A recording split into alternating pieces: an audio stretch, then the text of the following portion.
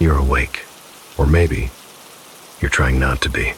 Either way, welcome back to the late night broadcast. I'm your host. For the next few hours, your quiet companion drifting somewhere between the static, your guide through the darker corners of the internet, and the voice that keeps you company while the rest of the world sleeps too deeply to help you. Tonight's program is a special one. We'll be reading from a handful of posts scraped from the stranger side of Reddit, stories that were never meant to be told out loud, written by people who needed to confess something, warn someone, or leave behind a record, in case things went worse for them than they expected. So settle in, turn off the lights. Yes, even that one you keep on just in case. Pull the blanket a little closer. Make sure your bedroom door is closed. And if it isn't, well, I'd leave it that way. Sometimes doors aren't meant to keep things out. Sometimes they're meant to keep things in. Out there, the night is pressing softly against the windows. Listen closely, and you might notice how the rain doesn't fall evenly. How every few seconds there's a pause, a hitch, as if something is standing very still under the eaves, waiting for the right moment to move again. Don't worry, it's probably just your imagination. But if it isn't, well, we've all made peace with stranger things on this channel. Tonight, we're diving into 5 threads that caught my attention. 5 stories that read like warnings, or confessions, or invitations. Small pieces of other people's lives that slipped through the cracks of normalcy and fell into the quiet places we're about to explore. If you feel something behind you while you listen tonight, do what everyone else does. Don't turn around. These stories are meant to be heard, not answered. Now, tune the dial a little closer. Right there. Hold it. Don't move. Because our first thread of the night comes from a user who called himself You, divided by silent observer, and his post was titled, "My new housemate paid 6 months in cash, but I don't think he ever lived here." Let's begin. The message came in at 2:17 inches the morning, a soft chime on my phone, barely audible under the hum of my desktop fan. At first I didn't bother checking. I was half asleep on the couch, TV still glowing faintly in the corner, the kind of exhausted haze where even moving your arm feels too heavy. But something about the timing tugged at me. That hour of the night, when the world feels slightly tilted, as if anything that finds you then should not exist in daylight. The message was simple. "Hi, is the room still available? Signed, Silas." No profile picture, no introduction, just that. And yet, there was something oddly polite about how it was phrased. So quiet, so neutral, like someone knocking gently on a door they already know you will open. I replied half out of instinct, half out of necessity. Rent had become too much since my last roommate left, and the apartment felt strangely hollow with just me in it. Every faucet drip, every floorboard creak seemed louder when there wasn't another heartbeat sharing the space. Silas responded almost immediately. "I can come see it tomorrow. 7 p.m. Not, is that okay? Not, does that work for you?" Just a statement of fact. But there was a confidence in it that made me nod to myself, as if he had spoken aloud in the room. He arrived at exactly 7 p.m., not a minute early, not a minute late. The knock came in 3 slow, measured taps, precise enough to feel intentional, soft enough to feel rehearsed. I remember opening the door and feeling, for a brief and unsettling moment, that he had been standing there for longer than the knock implied, as if he had been waiting silently outside, until the exact second the clock reached 7. Silas was quiet, still. His posture held like a photograph, not rigid, but unnaturally calm. He smiled politely, though it didn't quite reach his eyes. And as he walked past me into the apartment, I noticed something strange. No sound. Not from his boots on the hardwood floor, not from his coat brushing against his side, not even the subtle exhale people make when entering a warm room. It was as if the air swallowed every movement he made. He toured the apartment without questions, his gaze sweeping slowly across each room. like he was cataloging every corner, every shadow, every possible exit. When he reached the spare bedroom, he didn't step inside. He simply stood at the threshold, hands loosely clasped behind his back. For a second, I had the eerie feeling that he wasn't looking at the room itself, but at something already inside it, something only he could see. Then he turned to me and said, with a calm certainty that left no room for doubt, "This will do." From his coat, he withdrew a thick envelope, too thick. It sagged with the weight of cash inside, edges frayed like it had been folded and unfolded many times. He set it gently on the counter, as though offering a gift at an altar. 6 months, he said. No need to count it. People who say, "no need to count it," are precisely the ones you should count it with. But when I opened the envelope, every stack was immaculate. Crisp bills, aligned perfectly, as if hand-pressed. Silas accepted the spare key, held it between his fingers for an oddly long moment, and said, "I'll move in tomorrow. You won't notice me." Something about the way he said it wasn't reassurance.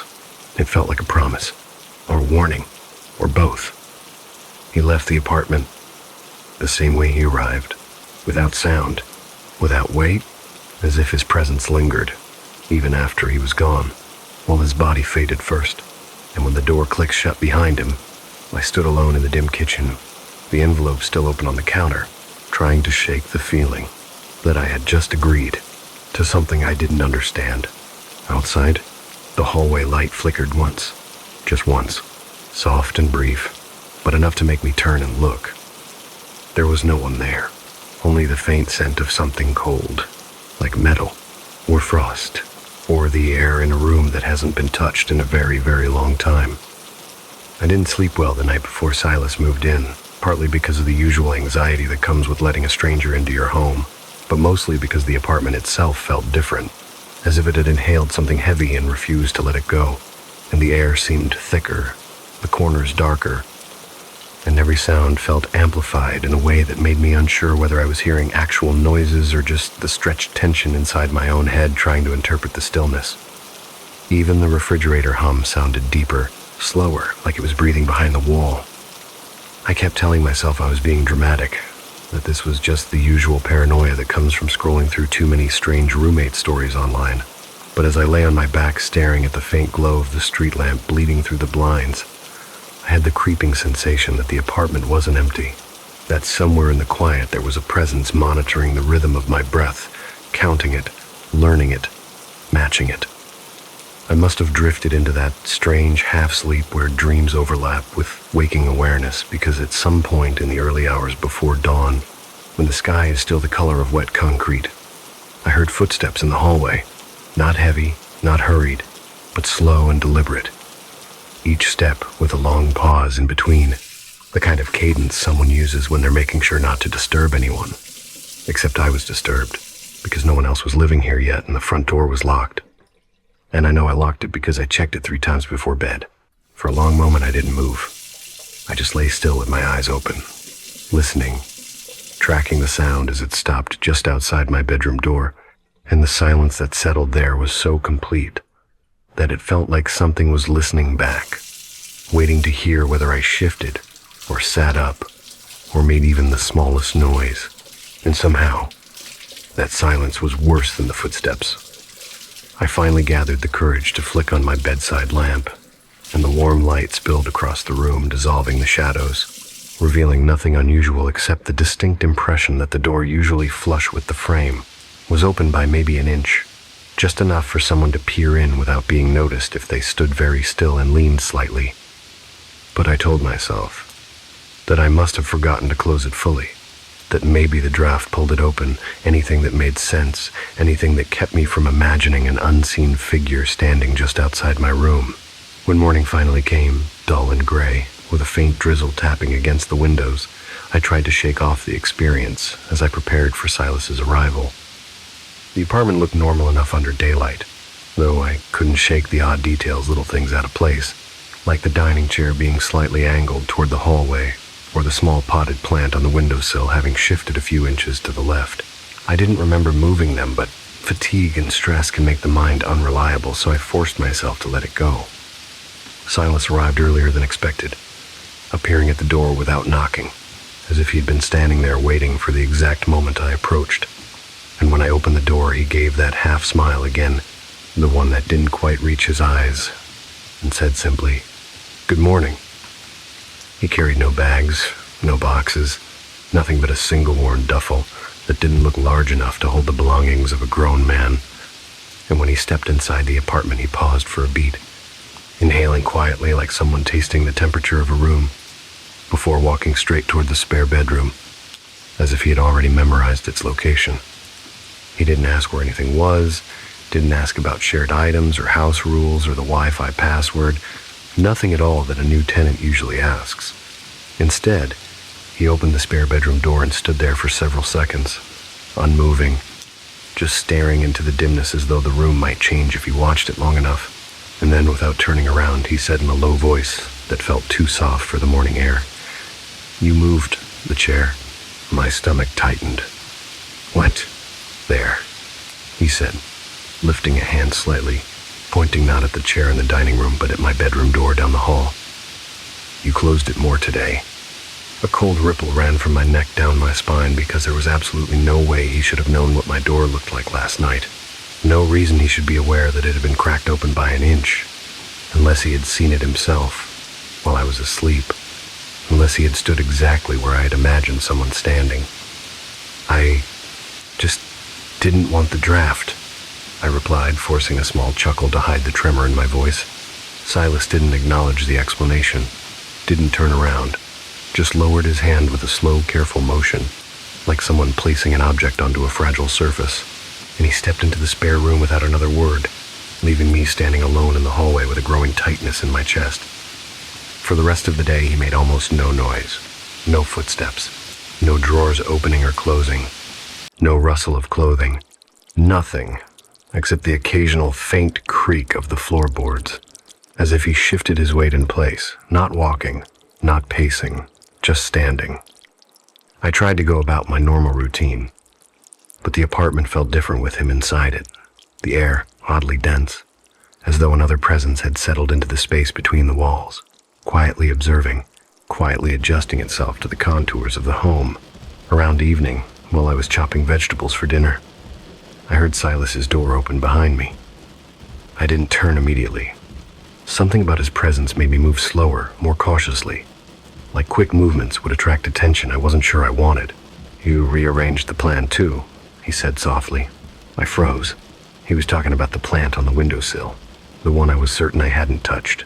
When I finally turned, Silas was standing in the hallway, not looking at me, but looking past me straight at the plant as though he had spent time studying its exact position.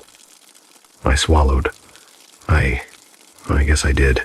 His eyes shifted to me, then dark, steady, too steady, and he gave a faint nod, the kind that carries more weight than acknowledgement, the kind that feels like an evaluation, an assessment.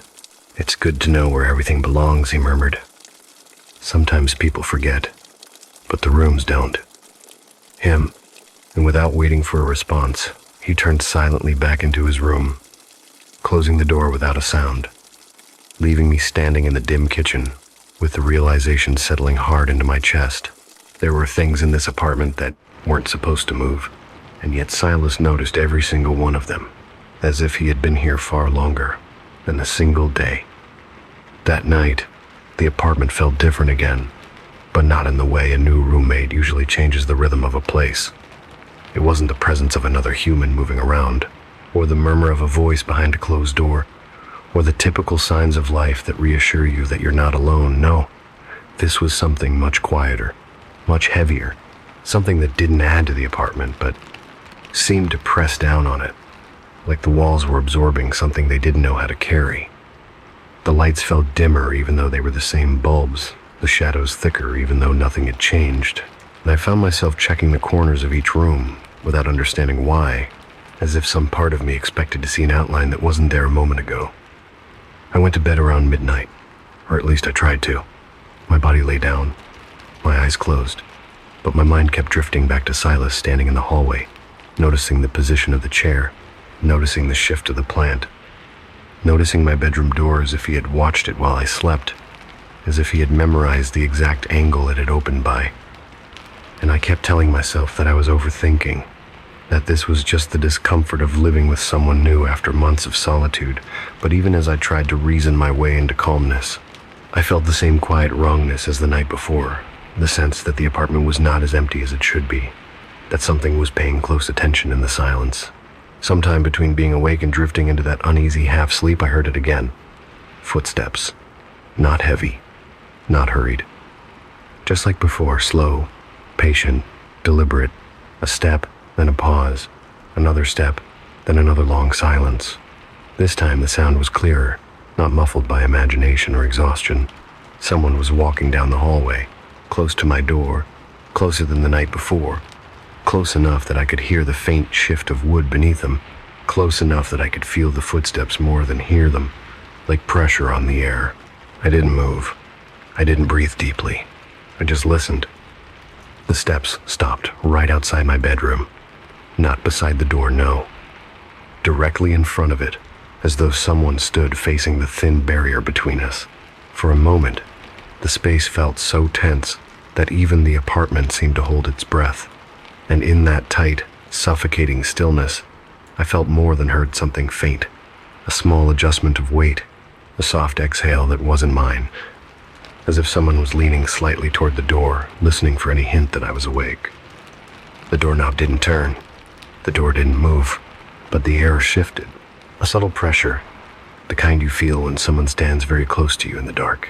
My mind ran through every logical explanation. Silas couldn't sleep. Maybe he was walking to the kitchen. Maybe he was lost in the new layout. Maybe he was checking the thermostat. But none of those explanations matched the quiet, unmoving presence outside my door.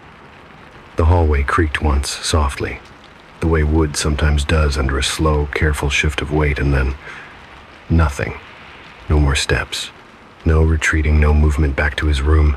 Just complete stillness, as if the person outside the door had simply disappeared without moving. I lay in bed for a long time afterward, staring at the faint pattern of shadows on the ceiling, wondering whether Silas had ever actually gone back to his room or whether he was still somewhere in the hallway, standing so silently that even time didn't disturb him.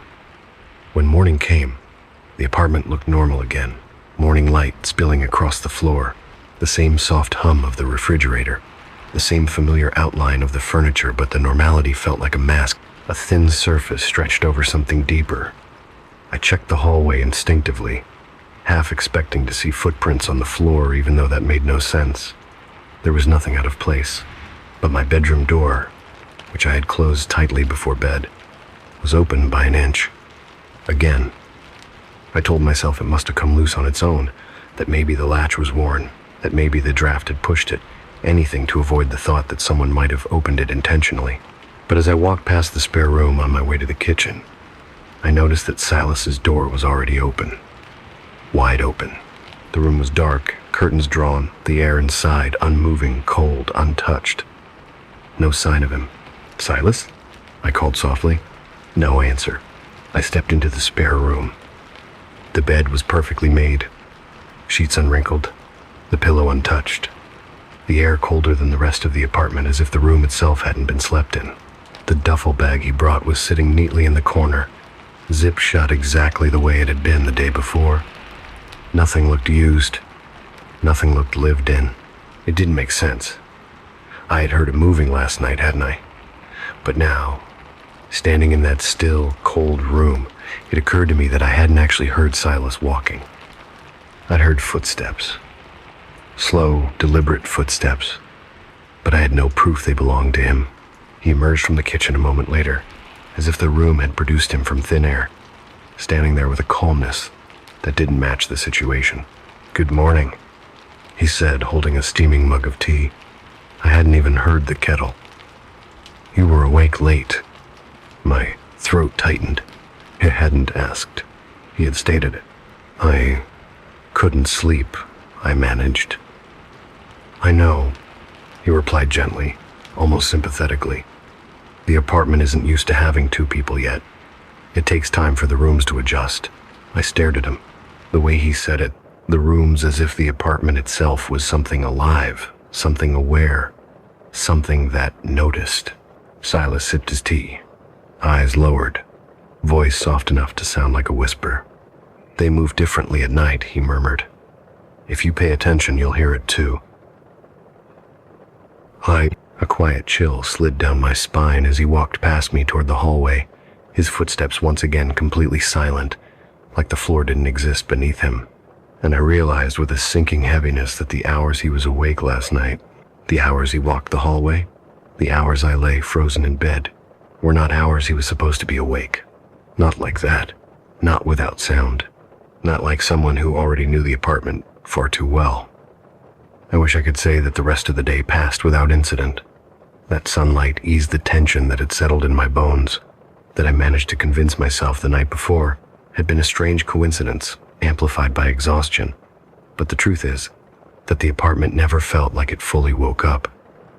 Even in the middle of the afternoon, even with every light on, even with the windows cracked just enough to let in the sound of traffic below, there was a stillness in the air, too heavy, too conscious, like the building itself was listening again, waiting again, quietly paying attention to something I wasn't supposed to notice. Silas, on the other hand, moved through the apartment with a kind of borrowed normality. He spoke little, but he didn't avoid me. He didn't seem nervous or uncomfortable or thrown off the way most subletters are when they first move in. If anything, he looked settled, more settled than I felt in my own home. Every time he passed through the living room or brushed by the kitchen doorway, he carried an air of familiarity, like someone returning to a place they had known in another life. His footsteps remained completely silent, too silent, and that silence unnerved me more than the noise he'd made the night before. Silence was harder to question. Silence made it easier to doubt yourself. By late afternoon, I found myself avoiding the spare room altogether, even though it was technically his space. Something about the darkness that seeped out from under that door felt wrong, like crossing the threshold would mean entering a room that wasn't entirely bound to the rest of the apartment, as if the shadows inside didn't obey the same rules of the outside world. Even passing it made my stomach tighten. And yet, every time I caught a glimpse of the door out of the corner of my eye, there was a fleeting sensation that someone, or something, stood right on the other side, listening, waiting for someone to come closer. It wasn't until evening that curiosity finally became heavier than fear. Silas left around 7, saying he needed some air, though he didn't specify where he was going or when he'd be back. His face remained as unreadable as ever, but something about the moment he walked out, something about the slight tilt of his head toward the spare room before he closed the door behind him made my pulse quicken. The hallway grew colder after he left.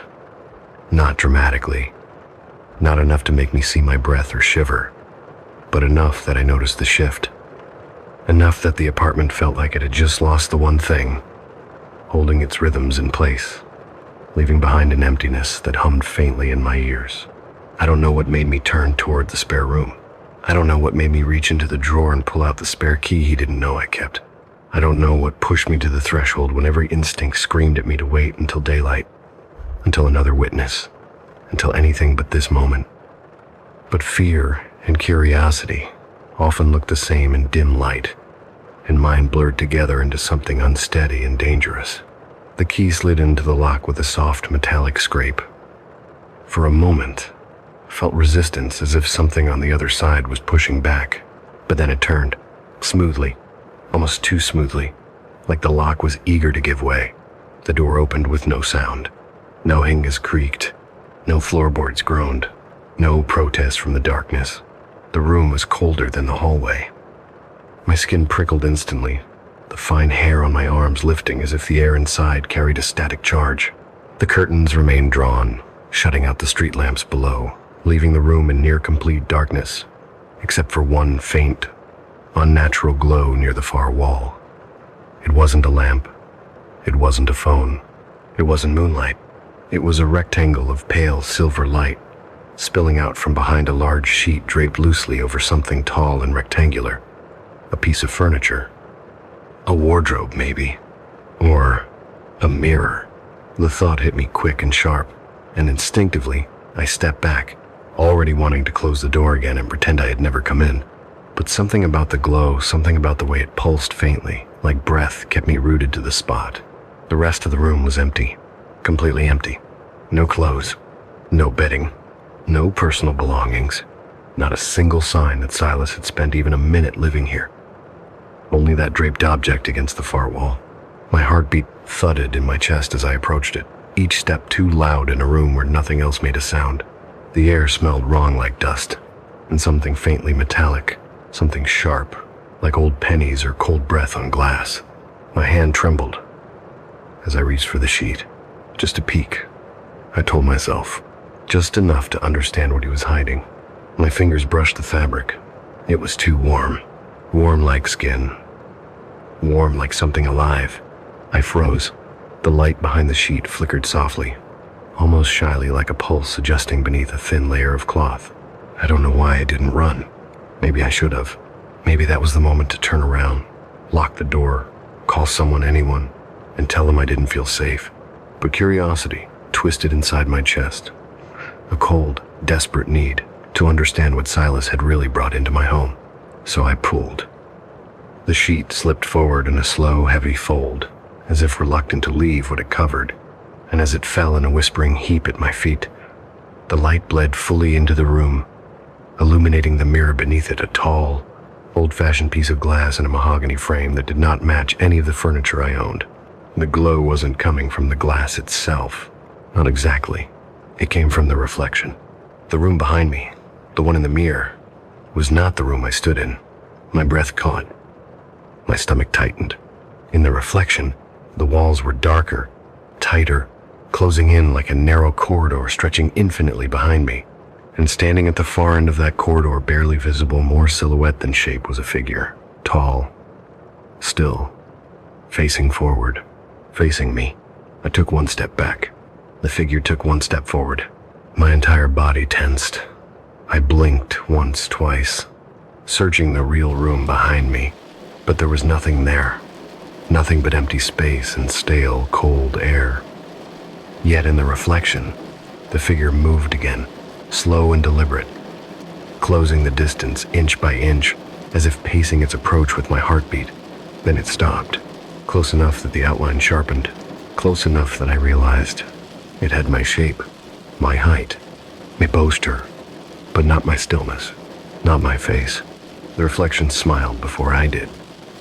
A deep, unnatural chill surged up my spine as the lights flickered softly in the corridor behind my mirrored double, as though the space inside the reflection had its own weather, its own heartbeat, its own rules.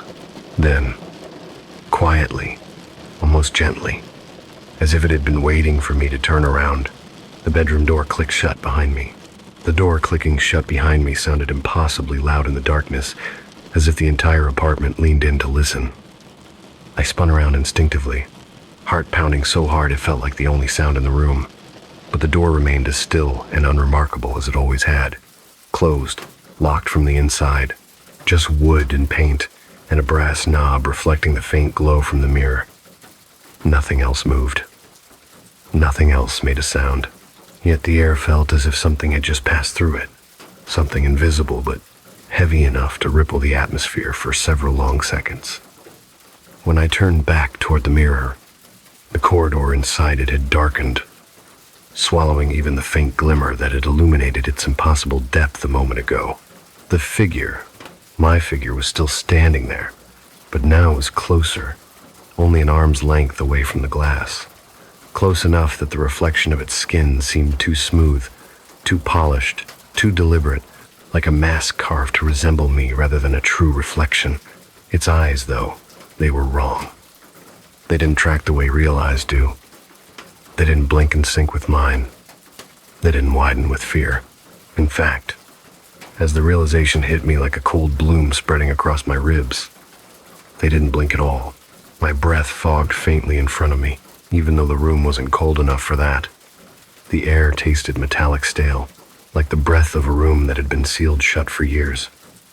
I took a step back, gripping the doorknob behind me, just to feel something real, something familiar, something that belonged to the world I understood. But the knob didn't turn, locked, or stuck, or held. In the mirror, my double tilted its head, slowly, too slowly. The kind of movement that isn't guided by muscle or instinct, but by curiosity, predatory, deliberate, mimicking human motion from the outside rather than generating it from within. The corners of its mouth pulled upward in a smile, sharp enough to feel like a warning. For a moment, just a moment, I saw something behind it. A shape shifting in the shadows of that impossible corridor, a ripple of motion like fabric brushing over a wall, like someone stepping just out of frame. I blinked hard, trying to shake the image free from whatever trick the light was playing on me. But when my eyes opened again, the figure in the corridor was alone, and smiling wider. A soft sound broke the silence. A faint, papery rustle. The mirror had changed. Where the corridor should have been, where my double still stood just inside the reflective world, a small rectangle of paper had appeared in the corner of the glass. A sticky note, pale yellow, corners curled slightly as if it had been placed there long ago. The handwriting on it was neat, elegant, written in dark ink that almost shimmered under the glow bleeding from within the mirror. My stomach turned as I stepped closer, reading it line by line. Thank you for the 6 months. I've grown accustomed to your rhythm, your habits, your routines, your shape. The apartment knows me well now. I'll take good care of your life. There was a space beneath the last sentence, an empty line, and just as I was wondering why it was blank, the mirror fogged slightly from the inside, as though something unseen had exhaled against the other side. Slowly, deliberately, words appeared in the mist, traced by a fingertip that did not belong to me. Look behind you. Every muscle in my body locked. My fingers clenched involuntarily at my sides. The room tilted slightly, as if the floor had shifted beneath my feet. I didn't want to turn around. Every instinct told me not to. Every nerve screamed that whatever I'd see would end something I wasn't ready to lose. It stood now directly behind me in the reflection, close enough that I could see the details of its face, the smoothness of its skin, the perfect, unnatural symmetry, the hollow stillness in its eyes. Its hand rose and hovered just above my shoulder. I prayed honest, desperate prayer that the sensation I felt creeping up my arm was only my imagination, the aftershock of fear. But when the cold touched my shoulder, spreading like frost through my shirt and sinking deep into my muscles, I knew the reflection wasn't just a mirror image anymore. It was behind me, in the room, breathing down my neck. I forced myself to turn, and the room was empty, completely empty. But the air behind me was heavy, disturbed, like someone had only just stepped away. Something slid to the floor beside my foot. Soft, quiet, a sheet of paper. My hand shook violently as I picked it up. The handwriting was identical to the note in the mirror. I've learned you. Thank you, Silas. The apartment door opened gently a moment later, no footsteps, no warning, and Silas stepped inside, closing it behind him with a soft click. He looked calm, familiar, settled, but his eyes were the same as the reflection, too smooth, too still, too knowing. He smiled, not kindly but almost gratefully, and tilted his head with a slow, perfect mimicry of human warmth. Welcome home, he said, not to me, to himself. And I realized with a hollow, sickening clarity that whatever had been in that mirror hadn't stayed there. Silas hadn't moved in. He had stepped out.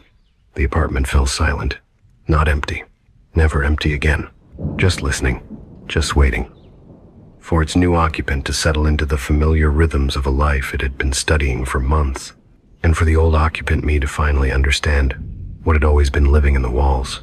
Story 2. Some apartments feel lived in the very second you step inside them, warm, cluttered, carrying the echo of past tenants. Others feel hollow, like a body without a pulse, no matter how many times you turn the lights on or rearrange the furniture. The place I moved into on the north edge of San Francisco felt like the latter. Not quite empty, but waiting. It wasn't a bad apartment, at least not on paper. A small one-bedroom on the third floor of a weathered building, just far enough from the main streets to escape the noise, but close enough to feel the tremor of cable cars passing blocks away. The ceilings were high, the windows old, and the hardwood floors carried faint lines almost like scars from decades of footsteps. I moved there after the company I worked for relocated our entire IT division. Same job, bigger city, tighter spaces. I told myself it was temporary, 1 year at most. I unpacked my equipment, set up my desk in the corner, and tried to make the place feel like home. But even on the first night, something didn't sit right. It was the quiet, not the comforting kind, the listening kind. Every apartment has its natural noises, pipes groaning, neighbors arguing, the elevator sighing on its cables, but this place, sometimes it felt like the walls were waiting for me to speak first. The strange part didn't begin with sound, though. It began with silence. Specifically, the kind of silence that shouldn't interrupt a phone call. I was talking to a coworker that first week, late at night, discussing a database issue that had been giving me headaches for days. We were mid-sentence, casually complaining the way people do when they're too tired to filter themselves. When the line suddenly cut out, not dropped, not distorted, just muted, like someone pressed a finger over both our mouths. I checked my phone. Full signal, Wi-Fi, strong, battery, fine. The call returned after a few seconds as if nothing had happened.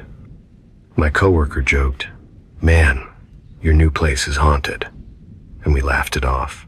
Except it kept happening. Not every call, not every night. Only when I spoke about certain things. Work stress, private concerns, mistakes I made, things that made me feel exposed. The silence would slide in smooth, deliberate, and then retreat again.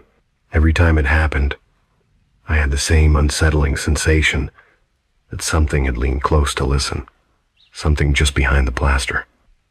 One night, after a particularly rough day, I came home and let myself collapse onto the couch without even turning on the lights. The window was open just enough for the breeze to slip in, carrying the faint smell of rain from the bay. I stared at the ceiling, letting the quiet swallow me, until I realized the quiet wasn't empty. There was a sound, faint, small, a soft click, then another, then a third, barely audible, but sharp. In that clean, focused way I recognized immediately.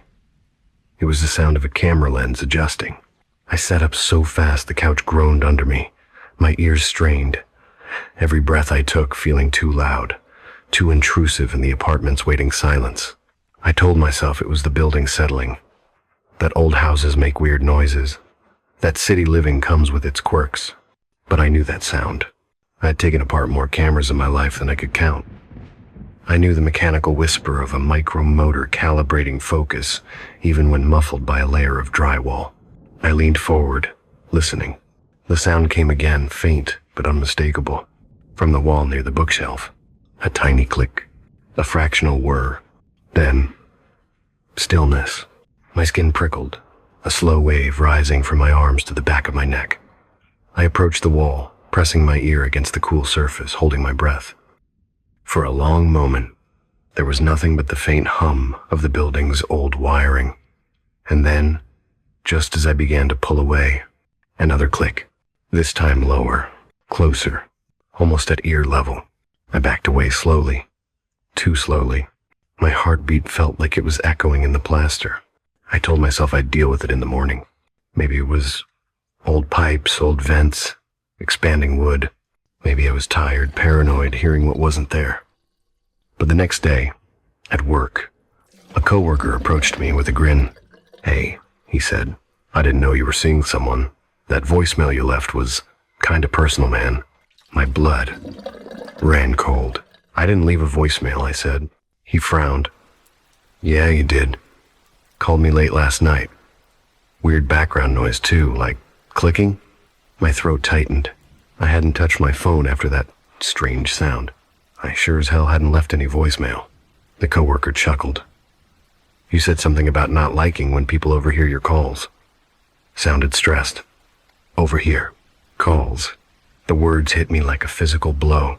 I spent the rest of the day replaying that moment, my mind looping back to the small mechanical clicks behind the walls, the phone silence, the muted conversations.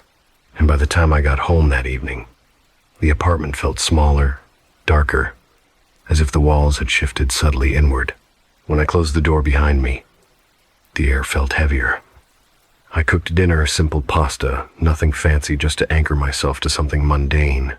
The scent of garlic and simmering tomatoes filled the air, but even that warm, homey smell couldn't cover the faint metallic tang in the apartment. And it wasn't the smell of old pipes. It wasn't rust. It was something sharper, cleaner, like the sterile smell of a server room at midnight, humming with heat and low frequencies. When I sat down at my desk after eating, opening my laptop to finish some overdue tasks, the Wi-Fi dropped. Not dramatically, just a soft, seamless disconnect. My video call froze mid-sentence, the coworker on the screen frozen in an expression I couldn't even read, eyebrows mid-rise, mouth slightly parted, a moment suspended. I waited. The signal returned, then dropped again, then returned, then dropped. Not randomly, rhythmically. Every time I muttered something under my breath about workload, frustration, or stress, almost as if the network was reacting to the content of my voice. On the third drop, I leaned back in my chair and stared at the router. Its lights blinked in a steady pattern. Nothing odd there. But the wall behind the router, that was another story. A small tremor ran through the plaster, subtle, like a light tapping from the inside. And then came the sound I was beginning to dread. Click, click, click.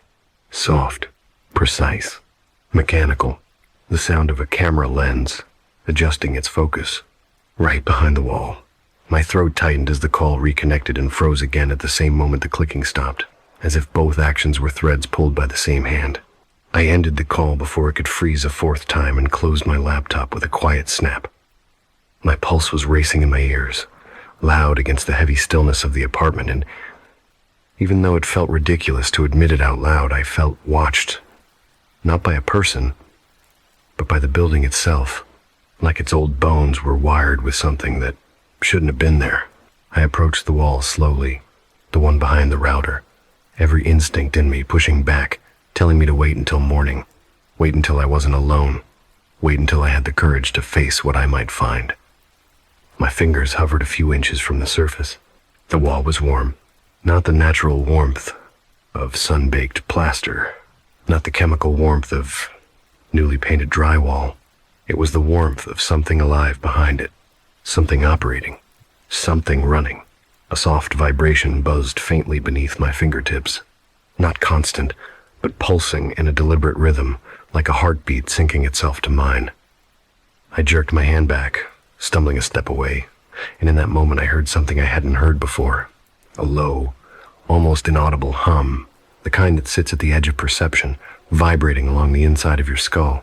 It was the noise that old analog cameras used to make when their internal gears were preparing to record, that tiny tremble of machinery aligning itself.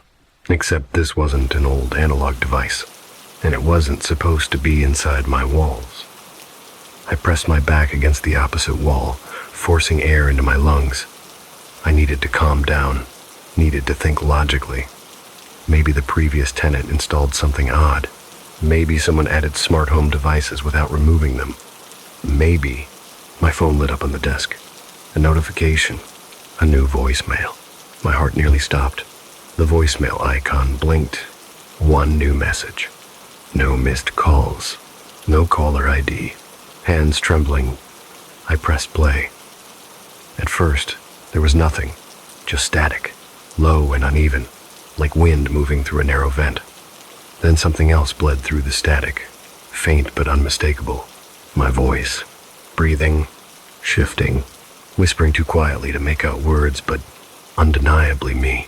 Followed by the sound of that tiny, surgical click. The same click from the walls. So close to the phone's microphone it was almost deafening. And underneath it, buried deep in the noise, something else flared for half a second.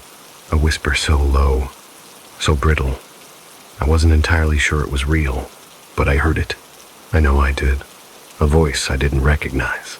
Soft, satisfied, good clarity. The voicemail ended abruptly. I stared at the phone, my pulse roaring in my ears. The apartment felt smaller, the walls leaning in, the shadows sharpening their edges.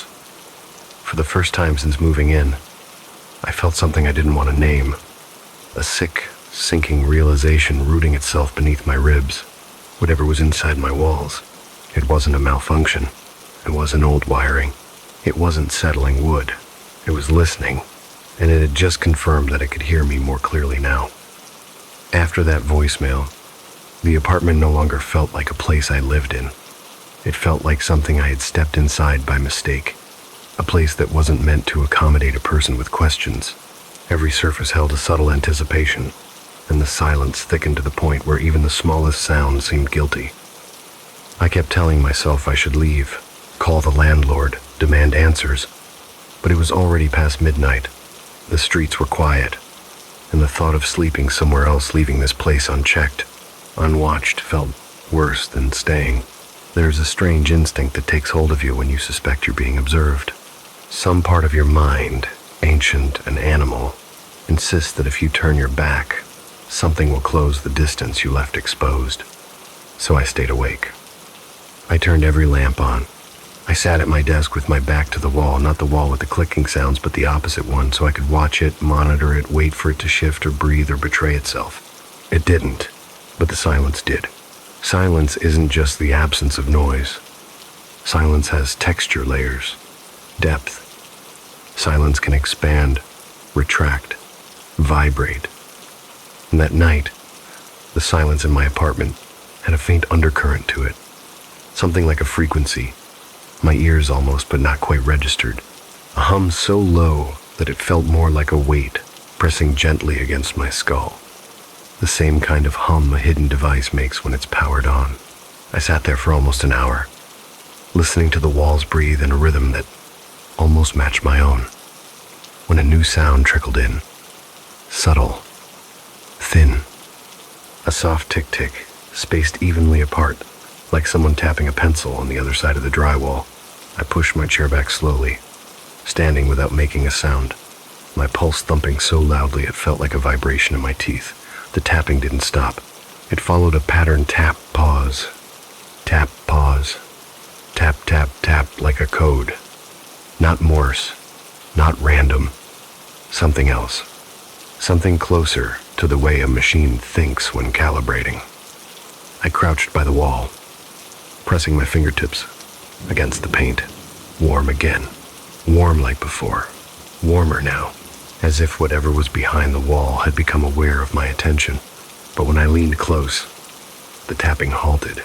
Silence returned, heavy, aware, and then slowly, too slowly, to be accidental, the wall vibrated beneath my hand. A tiny tremor, like someone dragging a cable or wire across a hollow space. Then another, and another. The sounds converged into a soft, rhythmic scrape, like something repositioning itself behind the plaster. I stood up quickly, pacing backward, nearly tripping over one of the power cords snaking across the floor. My breath came shallow, uneven. I told myself to get dressed, get out, leave everything behind. But when I reached for my phone to call anyone, my coworker, a friend, hell, even a random number, my signal dropped. Not lagged, not weakened, dropped instantly to 0, then returned, then vanished, then returned. Each flicker synced perfectly with that faint hum in the wall. By the time the signal stabilized, my hands were shaking. I needed answers. I needed something tangible, something I could touch, remove, expose. If something had been installed inside these walls, by who, by when, by why, I needed to see it. Anything was better than this unseen, watching presence that breathed through circuits and plaster. I unplugged everything from the outlet nearest the sound. The clicking returned at my touch, fast, sharp, annoyed, or maybe startled, and when I pressed my ear to the wall, I heard a tiny, high-pitched whine, like a strained frequency. Not human, not natural, not a sound the human ear was supposed to hear through drywall. I grabbed a small toolkit from under my sink left over from repairing a loose cabinet hinge and returned to the wall with a screwdriver and a flashlight. I didn't even realize I had stopped breathing again until my lungs burned. The wall socket was old, a 2-prong vintage plate, painted over so many times it looked like part of the wall itself. But the screws were loose, too loose, for something that should have been untouched for decades. I wedged the screwdriver into the edge and began to turn. The first screw came off with almost no resistance. The second was even easier. And as the outlet cover slipped forward, a faint breeze of cold air escaped the wall cavity, cold in a way that didn't make sense for a third-floor apartment in early autumn. I held my breath and pulled the plate away fully. Behind it, instead of wires, a small, glassy eye stared back at me. Not a real eye, not biological. A lens. Black, reflective, perfectly spherical, like a miniature camera nestled inside a nest of thin, branching wires that looked like veins spreading through the hollow wall. For a moment, I froze. My flashlight beam trembled on the lens surface, and in that pale circle of light I saw clearer than I should have my own reflection inside it. Distorted, warped, as if the lens wasn't designed to reflect humans back at themselves, but to record them, catalog them, store them. A soft exhale, barely audible, escaped from the hollow behind the lens. Not mechanical, not digital, something between breath and static. And then, impossibly, the camera adjusted. The lens contracted inward with a small, surgical whir, focusing on me. Closer, closer, as if recognizing me, as if greeting me. And then I saw something else. Attached to the cable running down deeper into the wall cavity. A small piece of paper, folded, tucked under a plastic clip. My fingers shook as I reached in and pulled it out, the camera following the movement of my hand with unsettling precision. I unfolded the paper slowly. Inside was a single line, written in smooth, elegant handwriting. Please be careful not to damage anything. We're still watching.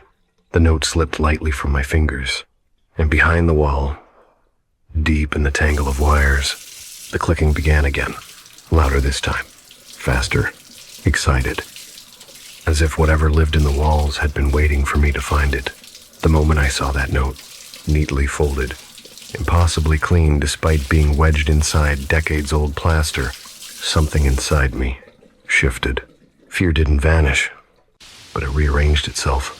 Instead of clawing at the edges of my mind, it settled deep, heavy, with a cold clarity that only happens when you realize the threat isn't random. It's deliberate, planned, anticipating you long before you ever became aware of it. I stared at the note for so long the words began to imprint themselves behind my eyelids, repeating in a looping echo every time I blinked. We're still watching. Not. I. We. Plural. A network. A collective. Something operating far beyond the confines of this single apartment. Behind the outlet, the tiny camera lens continued to whir softly, adjusting and recalibrating, its movements almost eager, like a creature shifting closer when it senses that you've finally noticed it. My flashlight trembled in my hand as I knelt back down. If I had been thinking clearly, I might have sealed the plate back up, packed a bag, and walked out the door without looking back. But curiosity, dangerous. Stupid curiosity had already taken control.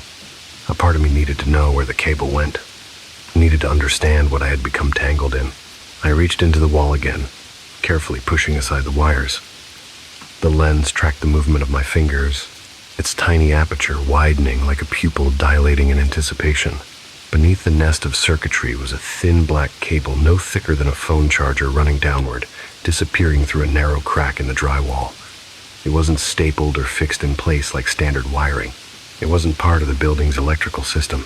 It had been threaded, by hand, with intention. Following it meant peeling off more plaster, widening the opening. The camera clicked sharply once as if disapproving, then fell silent. The hum in the wall deepened, vibrating faintly against my palms. I pulled anyway. The drywall gave way quicker than expected, the paint cracking like old skin, exposing a narrow vertical channel. The cable descended through it, disappearing into darkness. The hollow inside the wall wasn't empty. Thin strands of dust clung to the wood like cobwebs, but beneath them, more wires. Dozens of them. Some old and coated in age, others newer, glossy, alive. Every few inches, the cable I was following branched subtly, feeding into small nodes, tiny metallic buds embedded between beams, each one blinking faintly with a pale blue light whenever the wall's hum intensified. I swallowed hard, leaning closer, letting the flashlight trace the cable downward. It didn't connect to any junction box. It didn't meet any electrical conduit. It simply kept going, downward, and deeper. The further my eyes followed, the more I realized something unsettling. The cable wasn't descending straight. It was curving, bending inward, toward the core of the building, snaking through internal spaces no floor plan accounted for. A faint, rhythmic pulse traveled along the cable, light to dark, as if something at the far end was breathing through it. It wasn't a power line. It wasn't a data line. It was a lifeline to what I didn't want to imagine. But the part of me that worked with networks, with systems, with tangled webs of information, knew the truth instinctively. This was not a rogue device. This was infrastructure, a system with roots, a system that had been here long before me, probably long before the last tenant, maybe even before the landlord bought the building. The hum deepened again, and one of the nodes inside the wall flickered more brightly, as if reacting to my gaze. The camera behind the outlet adjusted, refocused, the motor spinning softly like a creature shifting its weight. And then, from somewhere far below my floor, deeper than the basement, deeper than any level listed in the building's documentation, a single, sharp tone rang through the cable, not through the air, through the structure. A frequency so low I felt it instead of hearing it. A call, a signal, a notification. The nodes blinked, one by one, lighting up in a cascading ripple that traveled downward, following the curve of the cable into the unseen. The hum became synchronized, pulsing with purpose, responding, communicating. Something behind the plaster was waking up. I staggered backward, tripping over my own toolbox. The screwdriver clattered onto the hardwood floor, and the moment it struck, the hum cut out completely, as if the sound had startled the system, as if it had ears. And I froze. The apartment froze. For a heartbeat, the silence was absolute. Then, from deep in the wall cavity, the cable twitched. Not a vibration, not an electrical surge, an actual movement, as though it had pulled taut, reacting to something, retracting, or preparing. A cold realization dragged itself slowly up my spine. This wasn't surveillance equipment. This wasn't a hidden camera installed by the building or a stalker or some paranoid tech bro. This was something that had attached itself to the building. Something that grew. Something that adapted. I backed into the center of the room, heart pounding so violently it felt like a warning from inside my own chest. My eyes locked onto the open wall as the cable gave one last subtle twitch, aligning itself with the lens behind the outlet. The camera clicked once, softly, sharply, an acknowledgement, or a greeting.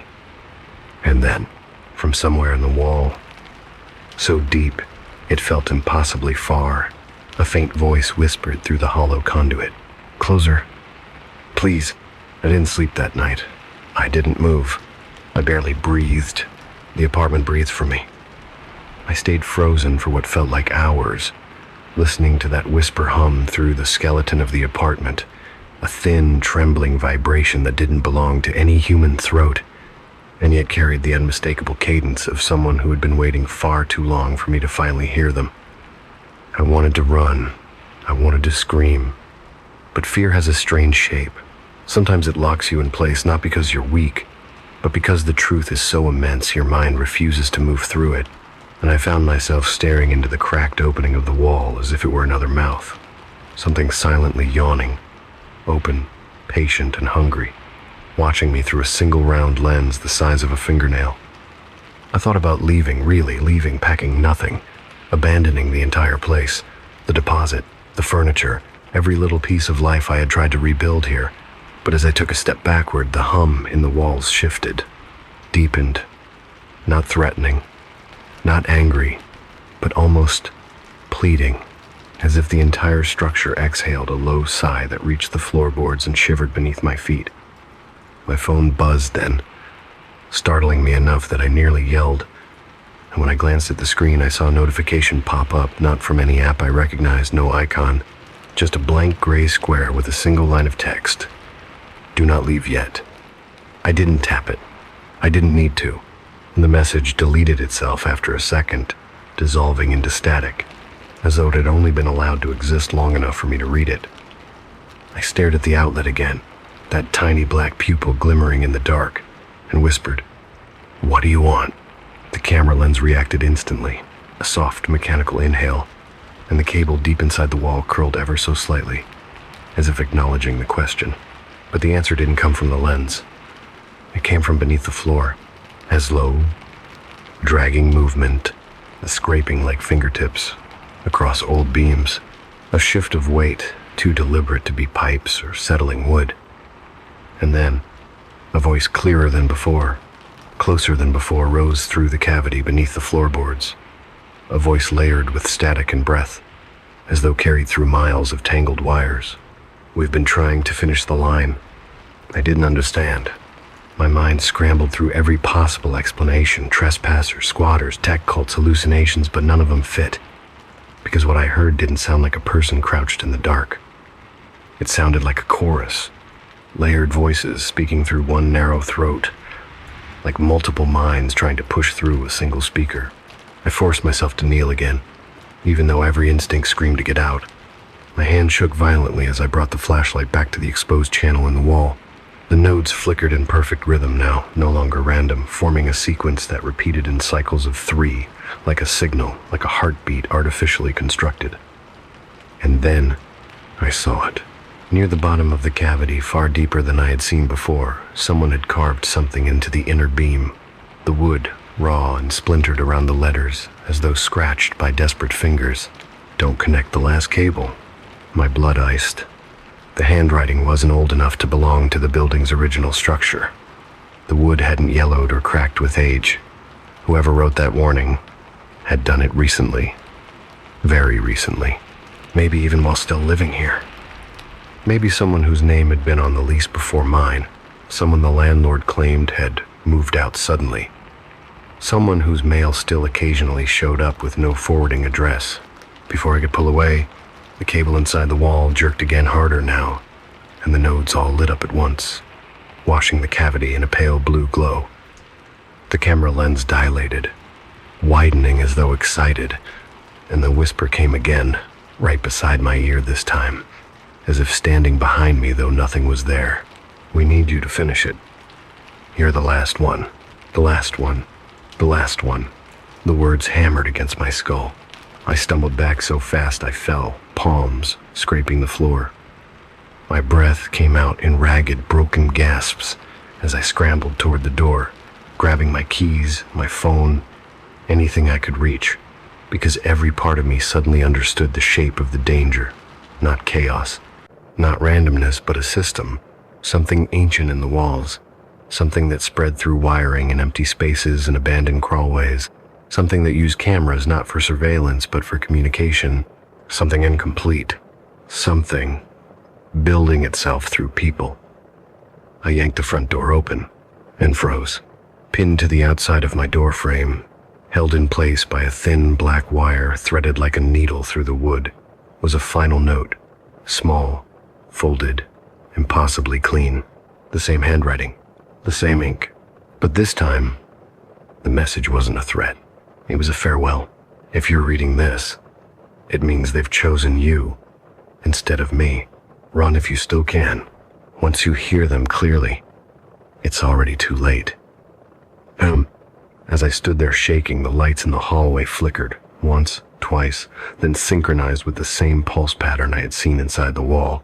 A perfect rhythm of 3, a heartbeat, an invitation, a lock. I didn't look back. I didn't pack another thing. I didn't even turn off the lights. I ran. And as I sprinted down the hallway, keys rattling in my hand, I felt it, the hum rising through the entire building, following me, calling me, every wire vibrating with the same whisper. "Don't leave. We're not finished." I didn't stop. I didn't breathe. I didn't dare listen. But the last thing I heard before I burst out into the street, into the cold night air that tasted like actual freedom for the first time in days, was the soft click of the camera inside my apartment as the door shut behind me. A click that sounded almost like a promise, or a goodbye, or a "see you soon." Story 3. I want to make it clear from the beginning that nothing in my life felt particularly strange before all of this started. Nothing felt haunted or cursed or cinematic in any way. I was just a tired office worker who went to bed late, woke up early, and tried to hold together a routine that never quite fit me. And maybe that's why the dreams hit so hard. Because when you're exhausted enough, the boundary between your sleeping mind and your waking reality gets thin, soft, almost permeable, like a membrane that wasn't meant to be stretched the way I was stretching it. The first dream wasn't frightening, not in the traditional sense. It felt more like a surveillance tape my brain wasn't supposed to access. A dimly lit hallway that seemed to go on longer than it should have. The wallpaper peeling in places, the air thick with a kind of silent humidity. And at the very end of that hallway stood a man tall, still, completely motionless. I couldn't see his face, not because he was turned away, but because whenever I tried to focus on him, my vision blurred just slightly, like a lens refusing to sharpen, forcing me to accept him as a silhouette rather than a person. He didn't move. He didn't speak.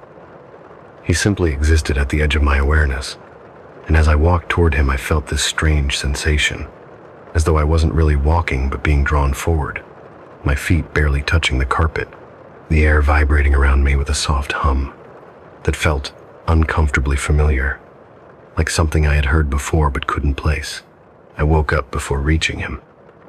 No panic, no gasping, no sweating, just a kind of subtle dread that lingered beneath my ribs, like a weight that wasn't heavy enough to notice, unless I paid attention.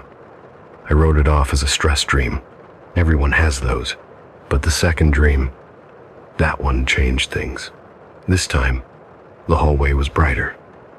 Not by much, but enough that I could see details I hadn't noticed before: the scuff marks on the lower walls, the dented corner of the baseboard, the pattern in the wallpaper that looked like faded vines. And the man was closer. Not close enough to touch, not close enough to see clearly, but close enough that I could make out the shape of his shoulders, narrow and uneven, as if one sat higher than the other. I tried to turn around, tried to walk away, but as soon as I did, I realized the hallway behind me was gone. There was only darkness, and the faint echo of breathing that wasn't mine. So I faced him again, heart pounding in that slow, thick way dreams often trick you with. And as I took another step forward, the carpet beneath my feet felt damp, like someone had spilled water or something had seeped up from underneath. The smell hit me next, not rot, not mold, but something that reminded me of old paper left in a closed drawer for decades. The air tasted stale. This time, when I reached out a hand, not to touch him but to shield my eyes, something flickered in the distance behind him. A door cracked open just slightly, a sliver of yellowish light spilling into the corridor.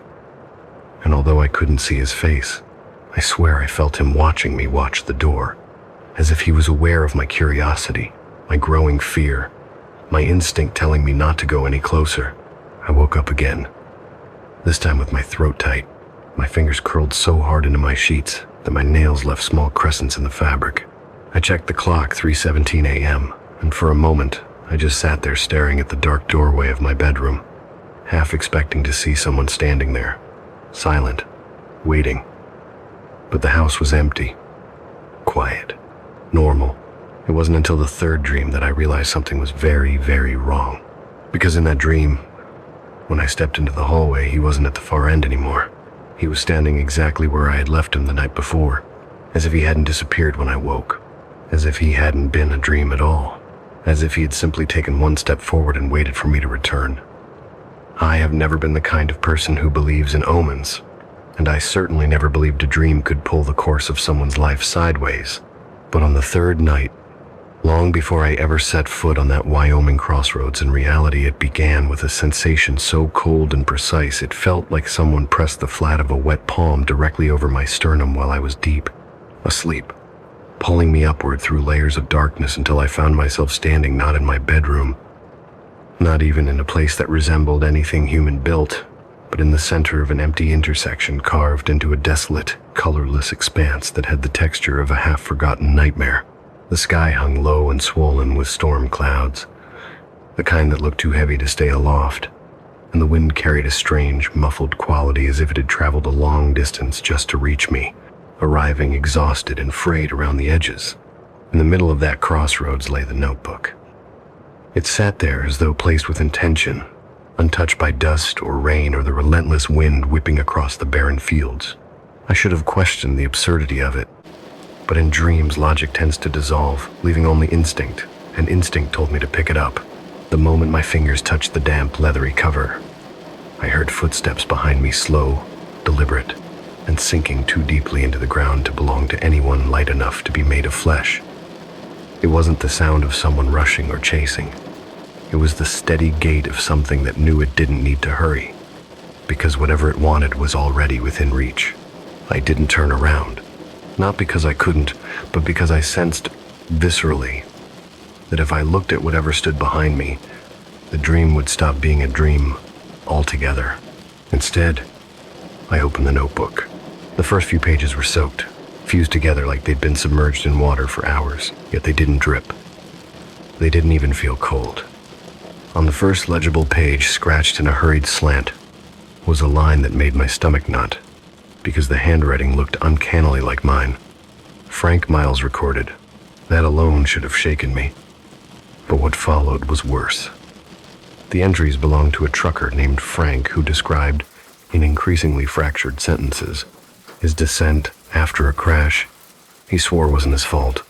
A crash that left him driving long-haul routes night after night in an attempt to outrun something he refused to name directly. He wrote about the way the highways seemed to bend back on themselves, how every exit he took looped him to the same stretch of desolate road, how exhaustion made the moon look like an eye trained on him, unblinking. And then he mentioned the man, the one he kept seeing through his rearview mirror, a man who always walked along the shoulder behind his truck but never got closer, never disappeared, simply existed in that reflection like a permanent stain, waiting for the right moment to step fully into the world. I reached that sentence when the footsteps behind me stopped. The wind died. The air thickened. The silence felt sentient. My shadow stretched out across the dirt road ahead of me, under a faint, sourceless light. But there was no second shadow behind me. None to match the weight of presence I felt at my back. None to explain the breath that skimmed across my ear when a voice whispered, so close and so gentle it made my skin crawl in a slow ripple. Don't let him come closer. If he takes one more step, he'll remember what you took from him. The words burrowed into me. I didn't know who he was. I didn't know what I was supposed to have taken, but the notebook trembled in my hands, as if echoing a fear older than mine. I tried to ask, remember what? But before the question could escape my throat, the crossroads dissolved.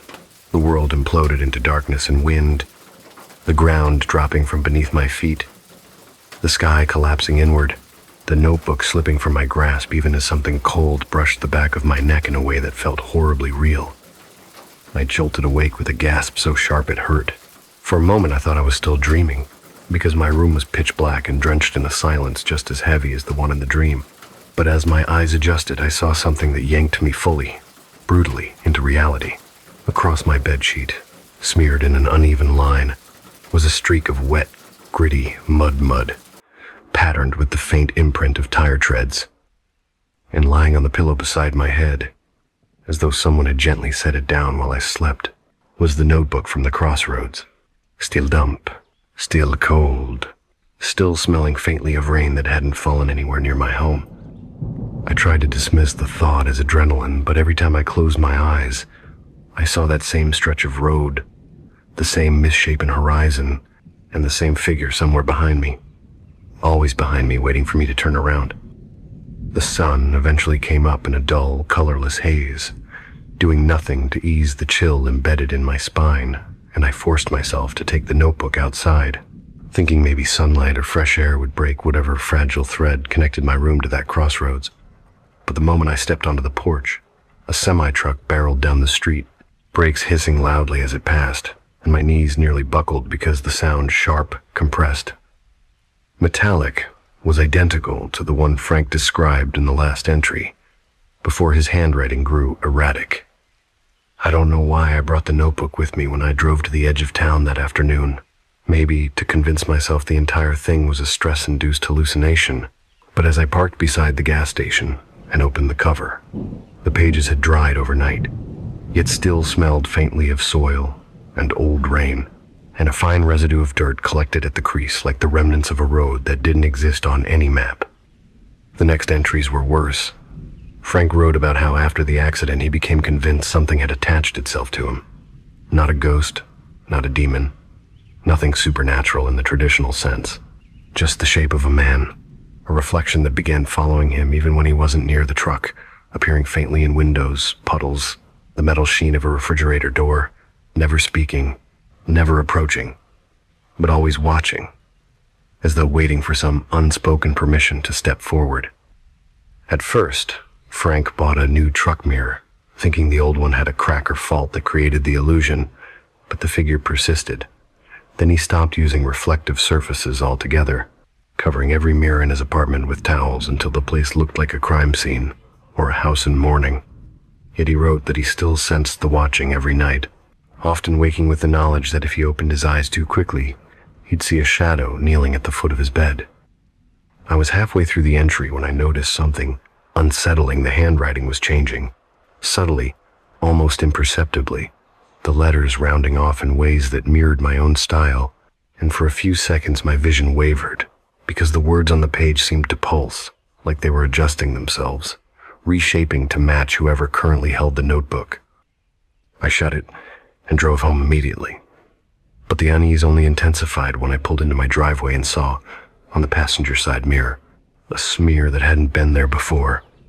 A streak, like a fingerprint dragged across the glass from the inside, even though the mirror casing was sealed and couldn't be opened without tools. I wiped it away, convinced myself it was road dirt, and walked to the front door. But before I could put my key in the lock, I caught a faint movement, reflected in the door's brass handle. A tall, blurred figure standing several feet behind me on the porch, too quiet, too still, and even though instincts screamed at me not to turn around, I spun anyway, finding nothing but the empty yard and the sound of wind dragging itself across the grass. For the rest of the evening, I paced the house with the notebook closed but still aware of it in the room, like a low-frequency hum vibrating at the edge of hearing. And as night collapsed over the windows, the sense of being accompanied became so strong I could feel it settling into the corner of each room before I entered. Around midnight, I finally opened the notebook again, unable to resist, and that was when I found the page that hadn't been there before, a fresh, crisp sheet with no signs of water damage, no dirt, no fading, containing only one sentence written in the same shifting, hybrid handwriting that now looked half Frank's, half mine. When he stops showing up in the mirror, it means he's behind you. My breath stilled in my throat. Slowly, very slowly, I lifted my eyes toward the darkened window across the room. My reflection was there, alone, still, but the space directly behind me was darker than it had been a moment ago, and something in that darkness moved. For a long time after the shadow shifted behind me, I couldn't make myself turn around. I stood there frozen in the dim glow of the living room lamp, the notebook still open in my trembling hands, feeling the air in the room stretch thin like a piece of fabric pulled toward tearing. And I understood with a sick clarity that whatever had been following Frank was now standing in the same house as me, occupying the blind space just outside the corners of my vision with a patience so absolute. It felt ancient, as though it had been waiting through countless nights for someone new to stumble into its path, someone who didn't know the rules yet.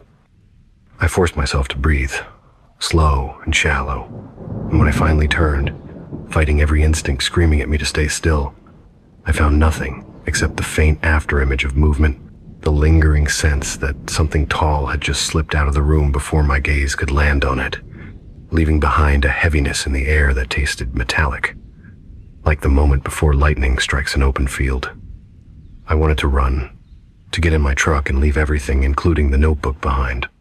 But my eyes drifted back to the page, to that single ominous line, and I flipped forward in frantic hope of finding more answers, only to reach a section where the ink grew erratic, jagged, like someone writing while gripping the pen too tightly. And the words that emerged formed a confession so raw, it didn't feel like reading anymore. It felt like eavesdropping on a dying man's last attempt to save someone else. Frank wrote about a night on the outskirts of Cheyenne when he stopped at an old crossroads. Exhausted, desperate, convinced that the figure following him wanted something he didn't understand. He described stepping out of the truck, the wind suddenly dying as if the entire world had inhaled sharply, and how he knelt in the dirt, begging, actually begging for a reprieve from the sleeplessness, from the sense of being hunted by a ghost that didn't care whether he believed in it or not.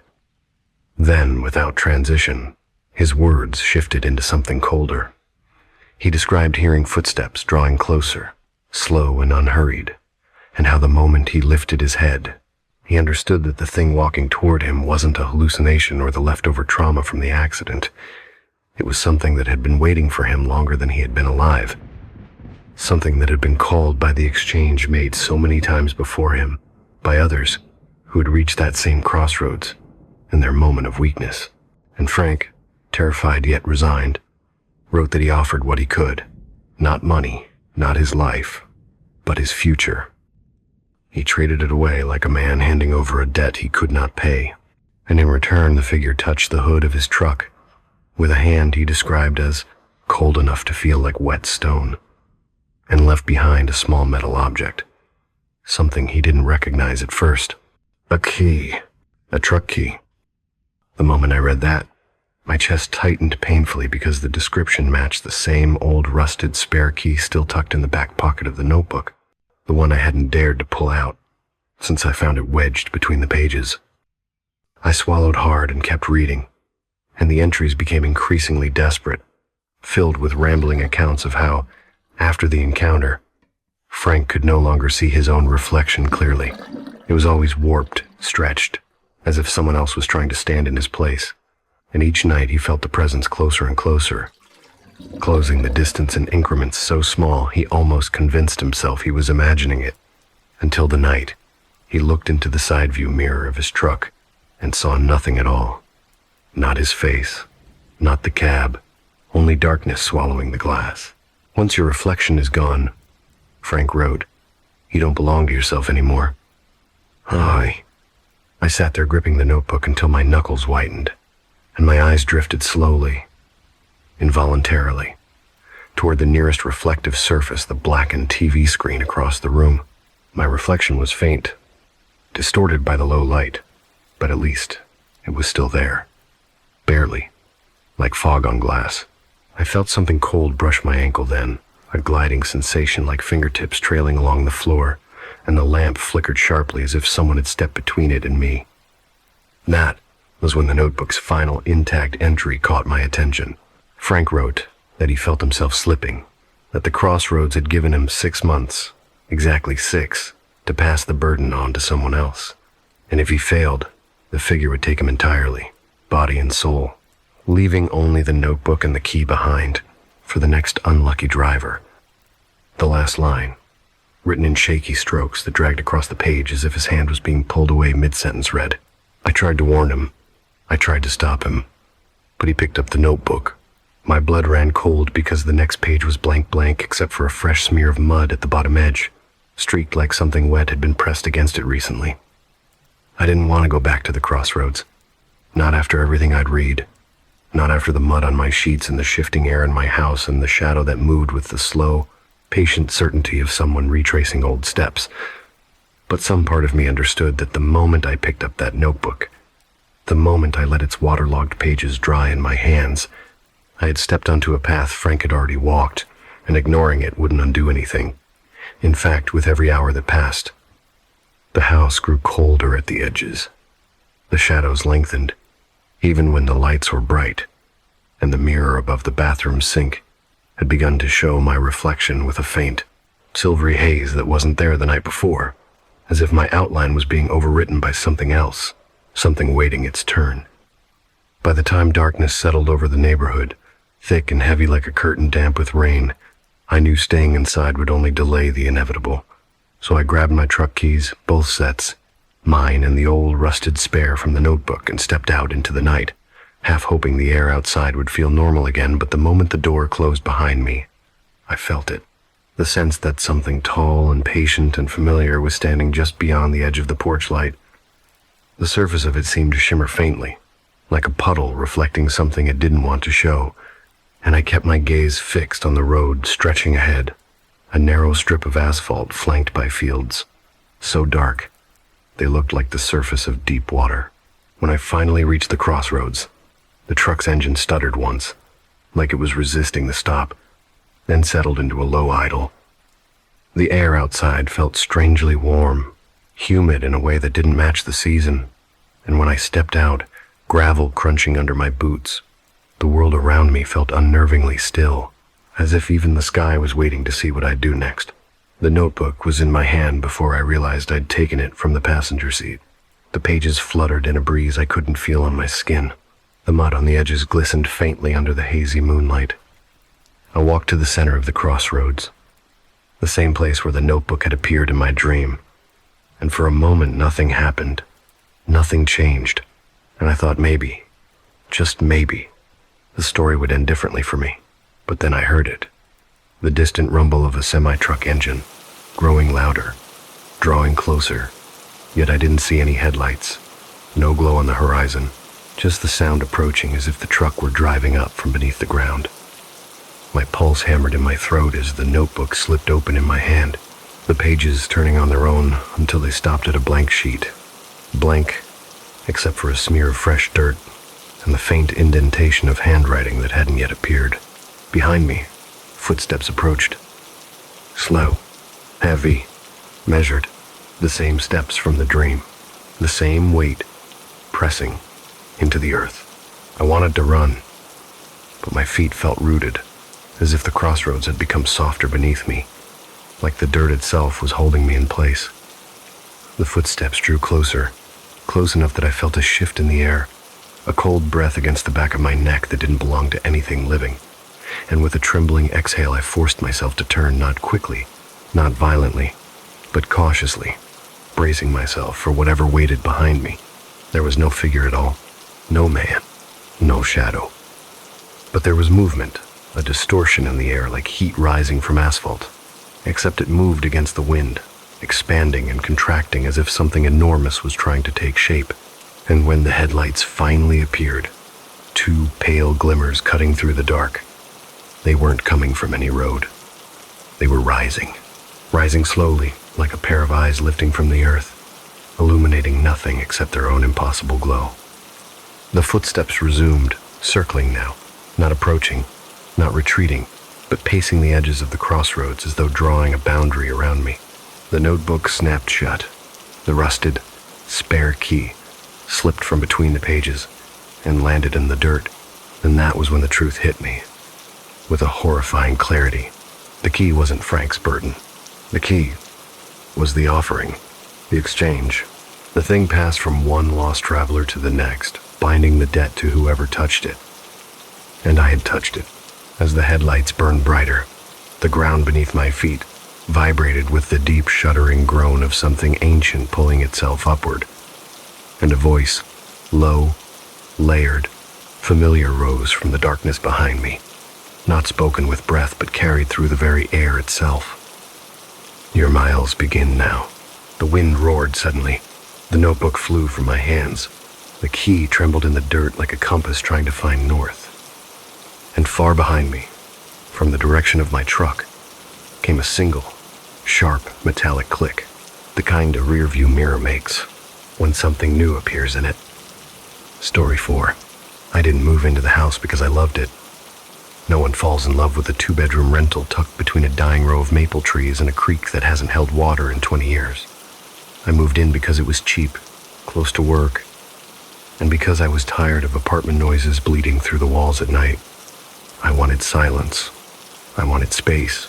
I wanted to feel like my life finally belonged to me again after a year of breakups, relocations, and that vague type of burnout you can't quite explain to people who sleep well at night. And for the first week or so, the house seemed to give me exactly that. It was an old structure, mid-century at best, with a kind of narrow hallway layout that makes every room feel like it's watching the others, but I told myself the creaks were normal, The draft under the bedroom door was just poor insulation, and the strange sweetness in the air, like old flowers left in a closed room for too long, was leftover perfume from a previous tenant. Nothing more. Still, even on the first night, lying in bed with the windows open to the cool suburban breeze, I couldn't shake the feeling that the house wasn't empty, in the way most empty spaces are. It wasn't lonely. It wasn't neglected. It wasn't abandoned. It felt occupied, the way a room feels after someone has just stepped out to take a phone call, their warmth still lingering in the air. The first oddity was small enough that I almost convinced myself I imagined it. A paperback novel on the coffee table that I knew I'd left face up that morning, sitting face down when I got home from work. I blamed myself. I blamed my morning rush. I blamed the kind of mental clutter that makes you question your own memory. But the second time it happened, a mug turned exactly a quarter inch to the left on the kitchen counter, even though I had washed it and set it carefully to dry. I felt something twist low in my stomach, a flicker of recognition that wasn't quite fear yet, just unease, the sense of a boundary being crossed by hands I couldn't see. Then came the third day, when I woke to find the bathroom door open even though I always closed it before bed, the shower curtain drawn halfway as if someone had stepped out just moments before I walked in. The mirror was slightly fogged, not fully, but enough to suggest moisture in the air, enough to imply someone breathing in a room with no windows and no running water. I checked the locks, then front door, back door, all windows. Everything was latched, untouched, pristine. No signs of break-ins, no muddy footprints. Nothing disturbed except these tiny, almost polite displacements of my belongings. It was as if someone lived here with me, but someone careful, someone considerate, someone who didn't want me to notice, someone who made sure I would. I told a coworker about it, half laughing, trying to turn my anxiety into something light enough to share, and she asked if maybe I was sleepwalking, but that didn't fit, not with the precision of the object's movements, not with the subtlety of it all. Sleepwalkers don't adjust picture frames by a fraction of an inch. Sleepwalkers don't leave faint impressions in the couch cushions in the shape of someone sitting with perfect posture. And sleepwalkers don't hum. The hum was the first real proof that something inside the house was awake with me. It came late one night, just as I was drifting to sleep. A soft, breathy sound drifting from the living room. Not the refrigerator, not the pipes, not the settling foundation, but a human hum.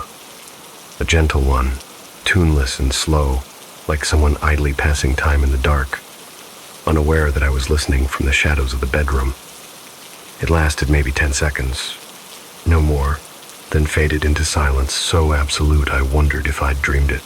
But the next morning when I walked into the living room, the throw blanket I kept on the couch was folded differently, tighter, neater, like the way people fold blankets when they're preparing a space they don't want to seem intrusive in. The house felt warm that morning, lived in, as if someone had gotten up early and moved through the rooms with familiar, unhurried steps. And as I made my way to the kitchen, the sensation followed me, a subtle pressure, the feeling of passing through someone else's path, as though the air still remembered their movements. I stood there, fingers wrapped around the cold handle of the refrigerator door, staring into the dim hallway, and I whispered into the quiet, "Is someone here?" Only the hum of the appliance answered, but I swear, something in the walls held its breath. For a few days after that first whispered question dissolved into the stillness of the hallway, I tried to convince myself the house was simply settling into its voice, the way old places do. But denial can only stretch so far before it begins to tear. And little by little, the house started answering me in ways I couldn't rationalize anymore. Not with logic, not with exhaustion, not with the comforting lies people tell themselves when something begins to slide out of the ordinary and into the uncanny. It began with food, tiny changes, hardly noticeable unless you lived alone and paid attention the way lonely people do. An apple missing from the fruit bowl, though I remembered clearly there were 3 and not 2. A leftovers container shifted slightly to the back of the fridge. The seal on a jar of jam not quite tight in the way I always tighten it. Little things that could have been forgetfulness but didn't feel like it. Then there was the sound, soft, rhythmic, almost polite, the sound of a page turning in the living room. though I was standing in the kitchen at the time with a clear line of sight to the sofa, and no one was sitting there. The bookcase wasn't touched, the windows weren't open, and the air was too still for anything to move on its own. That was when the temperature changes began. Short bursts of coolness drifting past my shoulders as I walked down the hallway, like someone brushing by without wanting to be noticed, or pockets of warm air lingering in corners where I knew the sunlight hadn't reached all day. Each shift a subtle signal that the house wasn't empty between the beats of my routine. The moment that truly unraveled me happened on a Wednesday evening when I came home from work earlier than usual, no warning, no habit for the house to anticipate, and the living room felt noticeably different. The second I stepped inside, not in any dramatic or supernatural way, but in that intimate sense you get when you enter a room that someone just left. The faint displacement of air, the mild warmth concentrated in a single spot on the couch, the sense of a presence that dissipates the moment your brain tries to define it. My keys slipped from my hand and clattered onto the floor, and the sound felt too loud, ricocheting off the walls as though disturbing something resting just beneath the paint. I walked deeper into the room, slow, deliberate, as if trying not to startle whatever might still be lingering, and that was when I noticed the bookshelf. One of the hardcover novels, one I hadn't touched since moving in, sat slightly pulled forward, as though someone had been reading the summary on the back and placed it down absent-mindedly. The dust on its spine was disturbed in a single, curved streak. Not wiped. Disturbed. The way a fly reached for it, heart pounding in a steady, throbbing rhythm I could feel in my fingertips. And as I touched the cover, the overhead light buzzed loudly, a sudden, sharp tremor then dimmed, casting the room in a muted amber glow. I froze. The hum returned. That soft, breathy hum I'd heard on that first night. But this time it wasn't distant. It wasn't in another room. It was right behind me. A warm exhale brushed the back of my neck. Not forceful, not intentional, simply present, like someone leaning over your shoulder to see what you're holding. I didn't turn around. Some animal instinct deep inside me screamed that turning would make something real that wasn't ready to be seen, that whatever lived here was observing me the way a tenant might observe a new roommate, learning my habits, my schedule, my boundaries, or lack thereof. The hum faded after a moment, dissolving into the house like a sigh absorbed by the walls themselves. When I finally gathered the courage to look, the room behind me was empty, still, ordinary. But I knew, with a certainty that settled into me like cold water, that the house was no longer reacting to my presence. It was anticipating it, preparing for it. And that night, when I went to bed, unable to shake the sensation of eyes following me through each doorway I passed, I found the bedroom window cracked open, not wide enough for someone to enter, but just slightly ajar, as though someone had wanted the night air and forgotten to close it before I came upstairs. The lock was still engaged, meaning it had been opened from the inside. Inger would drag while pulling the book halfway from the shelf. I didn't install the cameras because I wanted proof of something supernatural. I installed them because I needed to prove to myself that nothing was wrong, that the shifting objects and the folded blankets and the open window were all just tricks of an overtired mind, ghosts born from loneliness rather than anything truly lurking in the spaces I had not yet learned to fill. I ordered them overnight. Simple stick-on motion detection units with night vision. Nothing fancy, nothing expensive. And when they arrived, I placed them carefully, one in the living room pointing toward the couch, one in the hallway facing the bedroom door, and one in the kitchen trained on the counter where things seemed to migrate when I wasn't looking. I didn't expect to catch anything. I almost hoped I wouldn't, but as I walked through the house, with the soft chiming sound of each camera switching to armed mode following behind me, the hair on my arms rose in a slow, prickling wave, as if the house itself were exhaling in irritation, disapproving of the new boundaries I had drawn without its consent. That night, I left every light off intentionally, wanting the cameras to get a clean, unobstructed view of the rooms, and I sat in bed with my laptop open, watching the live feeds play in grainy monochrome, trying to swallow the anxiety knotting itself into something sharp beneath my ribs. For the first hour, nothing happened. For the second, nothing changed. By the third, I had almost begun to relax. But then, around 2:13 a.m., the living room camera flickered, not losing connection, not glitching, just a soft distortion like the air itself rippled in front of the lens. No movement appeared on screen, no shape, no shadow, nothing that could logically trigger the camera's motion alert, but the timestamp in the corner flashed yellow, indicating detection. I leaned closer, breath held, but the screen remained stubbornly empty. Yet the audio feed, normally silent, began to register something faint. Not a voice exactly, but a rhythmic pattern. A soft human-like sound sitting right on the threshold between humming and breathing. The same tone I'd heard twice before, except now it was clearer, fuller, as if the microphone had been waiting for this moment to finally catch whatever had been passing between these walls long before I moved in. The hum rose slightly, dipped, and then impossibly formed the shape of a word. Not loud, not intentional, barely there, but I heard it. Here. My heart hammered so violently, I thought I might be imagining the whole thing. But when I rewound the clip, scrubbing back 5 seconds, then 10, then 15, the hum persisted, growing a shade clearer each time. And on the fourth playback, I no longer needed imagination to fill the gaps. The sound was unmistakably human, unmistakably in the room, unmistakably close to the microphone despite nothing visible crossing the frame.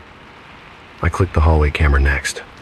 It was empty, still as a photograph, but the temperature display on the feed, a small feature I had ignored until that moment, dropped 6 degrees in less than 2 seconds, as if something cold had passed directly beneath the lens.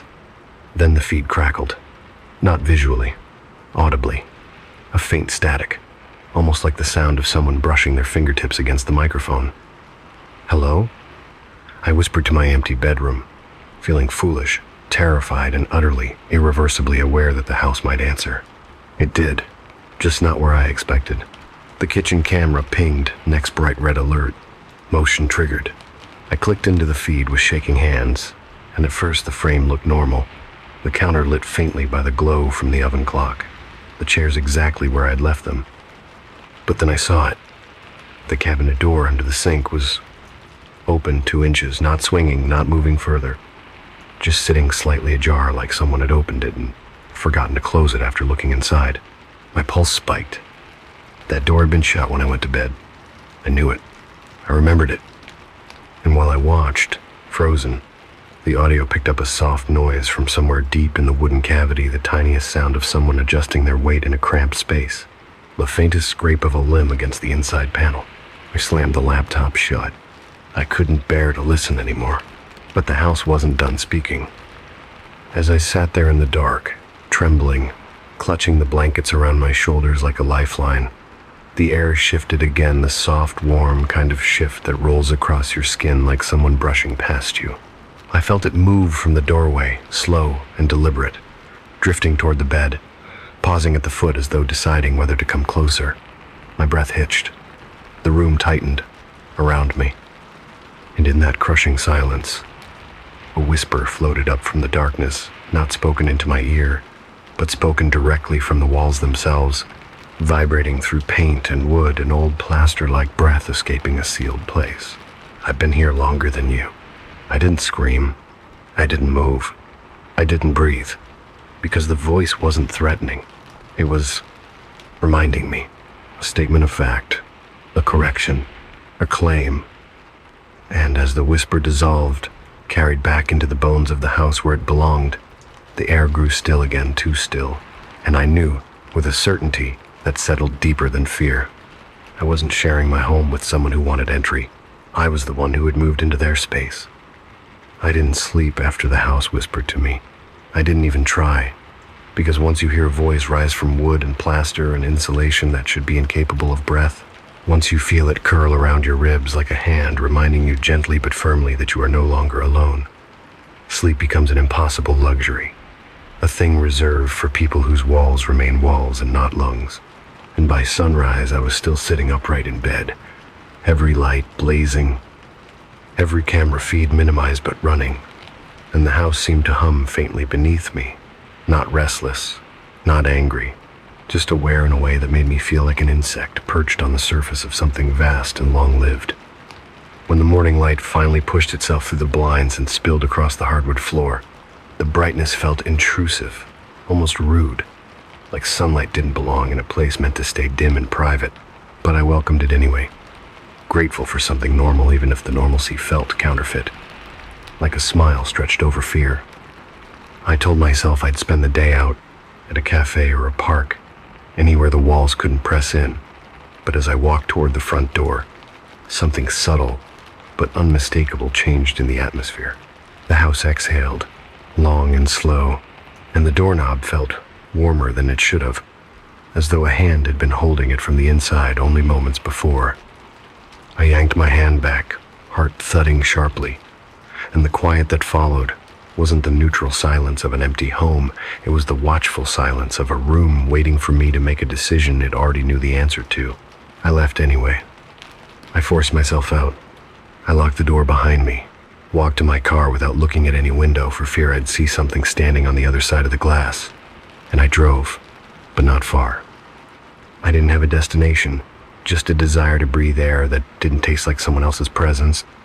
And I parked at a grocery store lot and sat there for nearly an hour with the engine off, wondering whether I should call someone, a friend, a landlord, a priest, anyone who might give me permission to believe I wasn't losing my mind. But when I finally unlocked my phone, the camera app opened by itself, showing me my own tired, pale reflection. And for half a second, just half, I swear I saw movement behind me, a soft blur, crossing the hallway back home, even though I knew the feed wasn't live. My hand shook so badly I nearly dropped the phone. Going back felt unthinkable. Staying away felt impossible. It was as if the house had grown a tether around me while I slept, thin but unbreakable, pulling gently, insistently, reminding me I had left something unfinished. By noon, guilt or fear disguised as guilt dragged me back down the familiar streets, and by the time I parked in front of the house again, the tension evaporated from my chest so suddenly it felt like stepping into warm water after hours in the cold. Inside, everything was exactly where I'd left it, and exactly where I wanted it. The cameras were still running, the blanket still folded, the air still carrying that faint trace of warmth that felt like breath. But there was something new. A piece of wallpaper curled up at the edge of the hallway, revealing a yellowed layer beneath it. And beneath that, faint pencil marks like notes someone once scribbled directly onto the wall. At first, I thought they were measurements from an old construction project, but when I knelt and peeled the wallpaper back further, the markings formed sentences. Not full ones, fragments. A word here, phrase there, all written in small, careful script. Don't move his things. He gets upset. Rent doesn't cover everything. Don't speak after dark. He listens. He stays even when you don't. My throat tightened painfully. These weren't construction notes. They were warnings, rules, left by a tenant before me, or tenants, plural, who had tried to communicate something quietly, urgently, in the only place they hoped might outlast them. As I traced the faint letters with my fingertip, a soft vibration traveled through the wall, almost like purring, a contented tremor that suggested approval. I stumbled backward, heart in my throat, and the house seemed to lean inward, closer, as if sensing my realization. This wasn't a haunting. This wasn't an intruder. This wasn't even an entity trapped here. This was a cohabitation, a contract, one I had never agreed to, never seen, yet had already been living under. And as I stood there shaking, breath shallow, eyes wide, I heard the faintest sound from the very back of the house. The kind of sound you only hear when the world is utterly still. A door hinge, shifting, not opening, not closing, just adjusting, like someone inside the last unopened room was standing up after sitting quietly for a very, very long time. I don't remember choosing to walk toward the sound, only that the house seemed to soften the moment my footsteps pointed down the hallway, as though the floorboards were pleased, loosening under my weight, almost warm, almost grateful. And each step felt stranger than the last because I wasn't moving like someone curious or brave. I was moving like someone fulfilling a role they didn't know they'd been cast in, drawn forward by a familiarity that wasn't mine.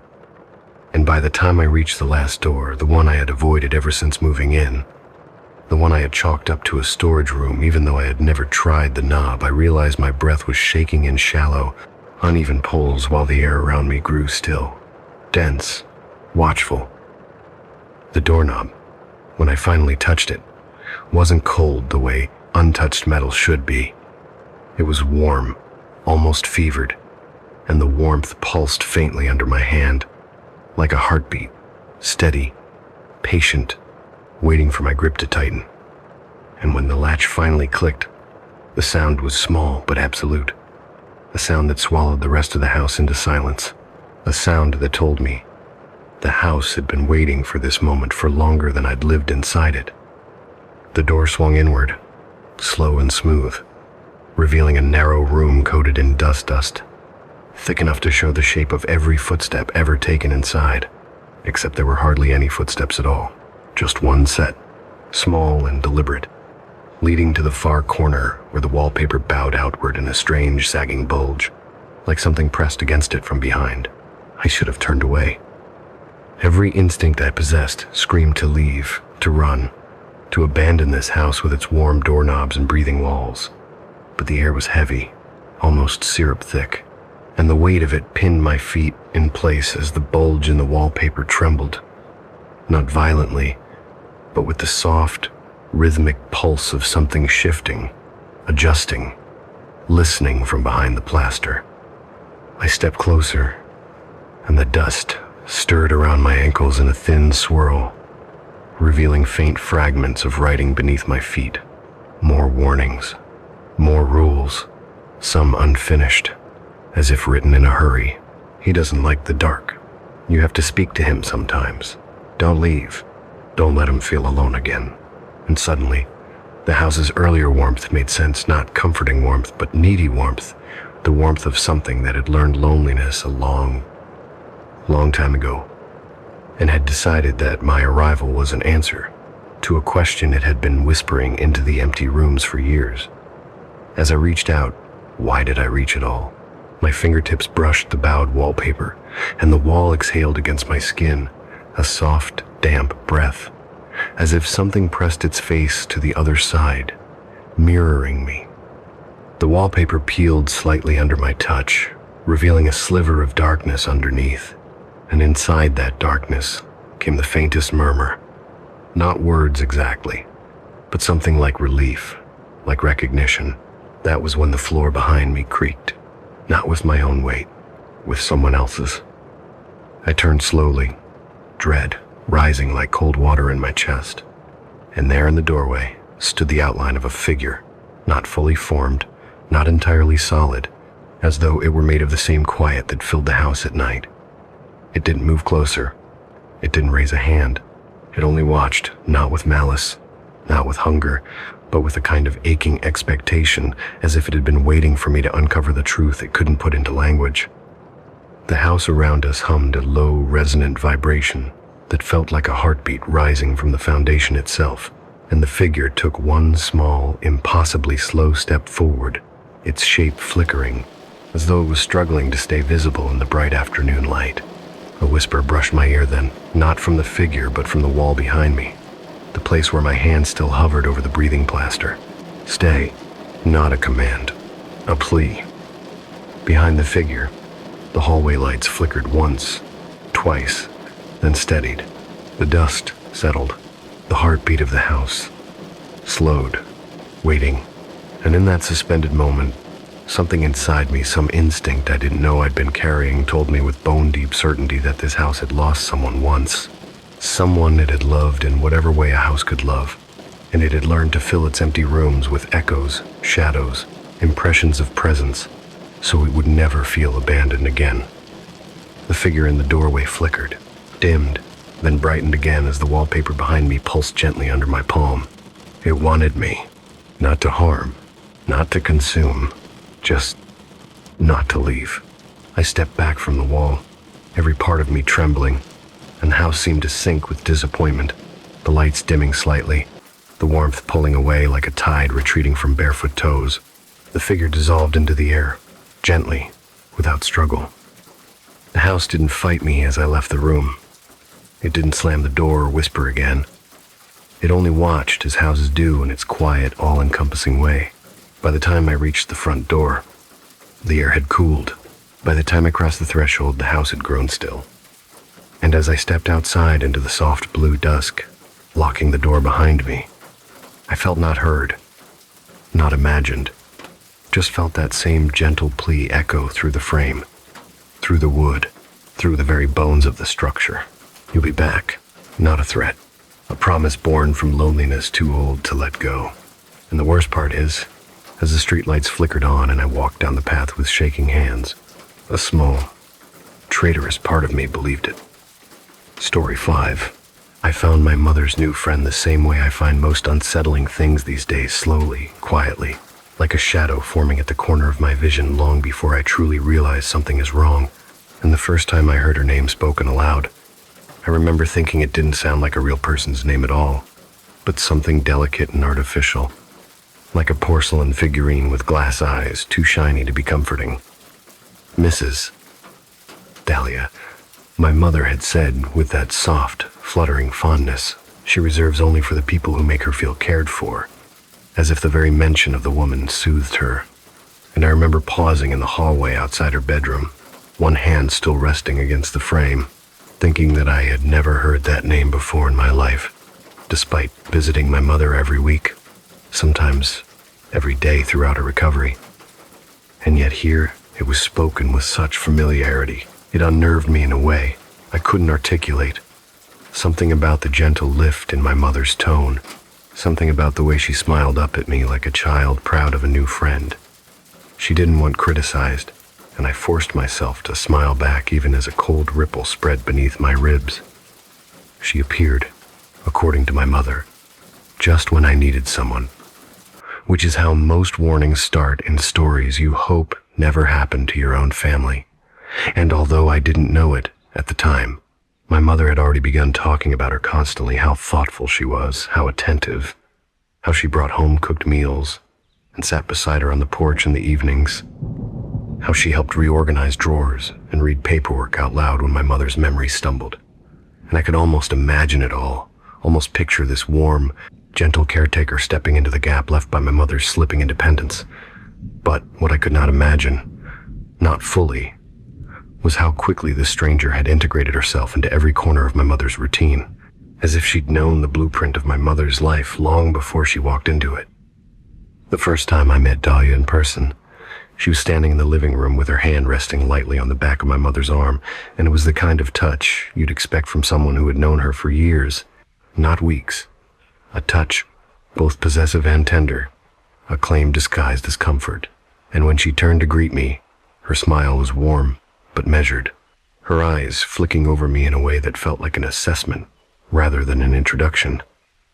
And something tightened in my throat because it was too familiar, that polite mask with a watchful edge beneath it, the kind of expression you see on people who want something but haven't yet shown you the shape of their desire. She called me dear within the first minute, commented on how tired I looked, gently told my mother that caregiving must have been such a heavy burden for a child, and she said it with this honey-dipped voice that made it sound like she was sympathizing with me. But something in the phrasing felt like a wedge slid neatly between us, a subtle suggestion that I had already failed my mother in ways she could graciously make up for. And the strangest part was how my mother didn't blink at any of it, didn't frown or correct her, but instead nodded as though Dahlia were voicing thoughts she'd been too polite to express herself. I remember watching them together, the way they seemed to operate in a quiet rhythm built without me. Dahlia anticipating things, handing my mother her glasses before she even asked, reminding her to drink water, adjusting the blanket over her knees as if it were the most natural thing in the world. And for one fleeting moment, I wondered if maybe this woman truly was just kind, just helpful, just a lonely soul who had found companionship in someone as gentle as my mother. But the moment didn't last long, because the longer I observed, the more I felt like I was intruding on a performance meant to soothe my mother and unsettle me at the same time, a carefully balanced duality that Dahlia enacted with unsettling precision. When she finally excused herself to let us have our family time, The scent of her perfume lingered in the room like something sweet beginning to spoil. And only then did my mother sigh softly and say, almost dreamily, "Isn't she wonderful? I don't know what I'd do without her lately." And those words, those last 6 words, settled in my chest like a dropped stone, because it had been barely a month since this woman appeared. Barely a month since she'd become the guiding voice in my mother's ear, and if this was the beginning, I didn't want to imagine what the middle or the ending would look like. And as I sat there beside my mother on the couch that evening, listening to the quiet ticking of the kitchen clock and the faint hum of the refrigerator, I felt something I hadn't felt since childhood, a sense of being watched, not by something supernatural, but by someone whose intentions were wrapped in softness the way a blade might be wrapped in silk. And although nothing explicit had happened yet, although no rules had been broken and no threats had been made, something in me whispered that a stranger had already begun rewriting the boundaries of my mother's world, and the worst part was how easily my mother was letting her. I didn't realize how deeply Dahlia had embedded herself until the small details began to shift so subtly at first that I questioned whether I was imagining it, the way you sometimes doubt the slight tilt of a picture frame on the wall until you walk past it the 3rd or 4th time and realize it truly has moved. And it was like that with my mother's home, as though the air itself had been handled by unfamiliar fingers. Things rearranged by someone who believed they were improving the space but didn't understand the quiet order my mother and I had always kept. The little rituals we never named, but followed instinctively. Her books sorted, not alphabetically, but by which one she liked to reach for when she couldn't sleep. The mugs she favored placed within easy arm's reach on the lower shelf. The blanket folded on the right side of the couch because her left shoulder still ached from an old fall. These were small, soft, lived-in structures, but now they were shifting almost imperceptibly at first, until one afternoon I walked into the kitchen and saw my mother's medicine organizer, once kept strictly in a locked drawer, sitting openly on the counter as if it belonged to the house rather than to her. When I asked her why it was out, she barely looked up from the crossword puzzle Dahlia had apparently brought her and said something like, "It's easier for me this way, darling. I don't want to be fussing with that stiff drawer anymore." And there was a loose, airy quality to her voice that made me tense because it wasn't the practical tone she always used when discussing her treatment, but something lighter, almost rehearsed, like she was repeating a suggestion she didn't fully remember making. And that was when I glanced at the fridge and noticed a neatly written note pinned beneath a floral magnet I'd never seen before. A magnet shaped like a blooming white dahlia. Of course, listing the times she should take each medication in handwriting that was not hers. I didn't say anything then, but I felt the quiet spike of alarm press against the back of my ribs, the same instinctive recoil you feel when you sense someone has crossed an invisible line and done so without asking permission. And I held on to that feeling through the rest of the visit, through the cup of chamomile tea my mother offered, through the gentle conversation about the neighbor's new dog and the upcoming change in weather, and even through the moment when Dahlia herself arrived at the door, letting herself in without knocking as if she'd already been granted that privilege long ago. She greeted my mother first, always first, bending down to hug her softly before turning to me with a smile that felt warmer than the room could justify.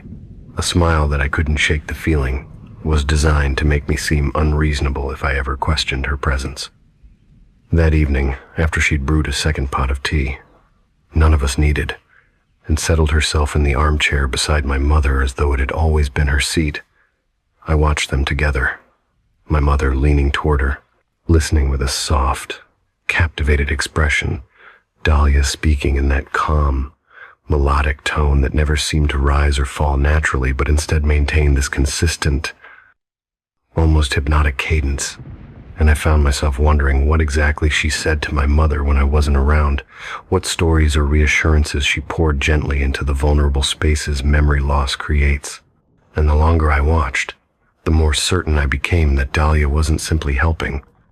She was shaping things, nudging decisions, rearranging routines and preferences with the kind of subtle confidence that comes from someone who knows they won't be challenged. I tested my theory the next day by stopping by earlier than I usually did, arriving before lunchtime to find the house startlingly quiet. And when I stepped into the living room, I saw my mother sitting with Dahlia at the table, while the older woman held a stack of papers, financial papers, insurance forms, and a printed copy of my mother's will, and I froze in the doorway long enough to hear Dahlia say, in that impossibly gentle voice, "You deserve someone who can really look out for you, sweetheart. Someone who won't be overwhelmed or too busy. I just want what's best for you." And although my mother didn't seem frightened or confused, there was a softness in her eyes, a small wandering hesitation that made it painfully clear she was susceptible to the way Dahlia framed things, to the calm certainty with which she spoke. I stepped inside then, making my presence known with a deliberate scrape of my shoe against the tile.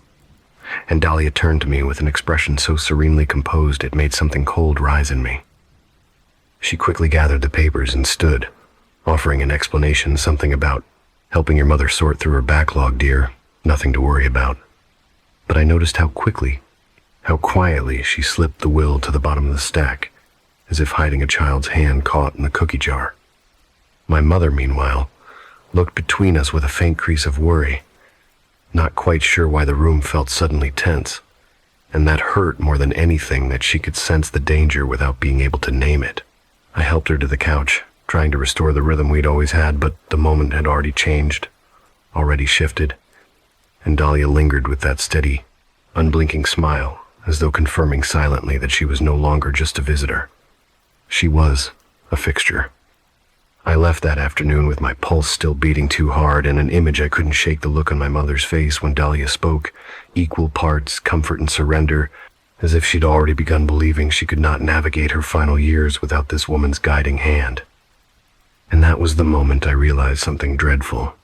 Whatever Dahlia wanted, she had already begun shaping her way toward it, drip by slow, careful drip, the way poison might be fed through a silver spoon, sweetened just enough to go unnoticed. I think the moment everything truly shifted, the moment my vague unease sharpened into genuine fear, was the night I stopped by unannounced after work and found the house too quiet, the kind of quiet that sits heavily against the walls, as though something has settled there that doesn't want to be disturbed. And when I called out for my mother, she didn't answer, which wasn't unusual in itself, but felt wrong somehow, out of step with the normal rhythms of her evenings. So I walked through the living room, past the chair where Dahlia had begun leaving, her lavender shawl draped as though marking territory, and only when I rounded the corner into the hallway did I hear voices. Two of them, low, hushed, almost conspiratorial, with the soft rise and fall of someone soothing, and someone being soothed. I followed the sound to my mother's bedroom and paused at the door, which was left slightly ajar, and I saw Dahlia sitting beside my mother on the edge of the bed, brushing a stray lock of hair from her forehead with a tenderness so intimate it made my stomach twist, and my mother stared up at her with this expression I recognized too well, not fear, not confusion, but devotion, the kind that grows when someone is made to feel safe in all the ways they've recently felt threatened. I should have entered the room right then, but something in the tableau made me freeze, and I stood there long enough to hear Dahlia's voice soften into that almost hypnotic register as she told my mother that she should rest, that thinking too hard about paperwork only made things worse, that she didn't need to trouble her mind with decisions that other people could handle more gracefully. And that phrase, other people, came out with a quiet weight that felt pointed, and I felt a flare of heat behind my ribs because it was dawning on me, slowly but unmistakably, that Dahlia was carving out a place in my mother's life not just as a friend, but as a decision-maker, a protector, a trusted authority whose guidance was replacing mine like ivy strangling an old fence. When I finally pushed the door open, Dahlia's head snapped up with a composure too swift to be natural, her smile sliding into place as though on command, and she greeted me with that same falsely warm tone. "Oh, sweetheart, we didn't hear you come in." And my mother blinked up at me as if waking from a light trance, her eyes briefly clouded with the disorientation I'd only ever seen when her medication was too strong or she'd been overwhelmed. And I felt a wave of guilt crash over me because I should have been the one here earlier, the one beside her, not this stranger who bent her world gently out of shape when no one was watching. I helped my mother sit upright and asked if she'd taken her evening pills, but before she could speak, Dahlia answered for her. Of course she has, dear, I made sure, with a smile too steady and too certain. And something in me snapped, because it wasn't just the arrogance of the response, it was the subtle implication that she, not I, was responsible for my mother's well-being. I confronted her, gently but firmly, reminding her that hospice had made it clear only immediate family and authorized caregivers were allowed to dispense medication. And Dahlia's expression flickered, just briefly, into something cold and razor-thin before she masked it again with that sweet serenity, insisting she had simply helped remind her and hadn't touched anything herself. But I could tell she was irritated that I'd interrupted whatever influence she'd been weaving. An irritation didn't suit her. Her smile tightened, her posture straightened, and for the first time since meeting her, she looked less like a benevolent helper and more like someone calculating a next move. I stayed with my mother the rest of the evening, making her tea, helping her into her nightgown, turning on her favorite old radio station softly in the background.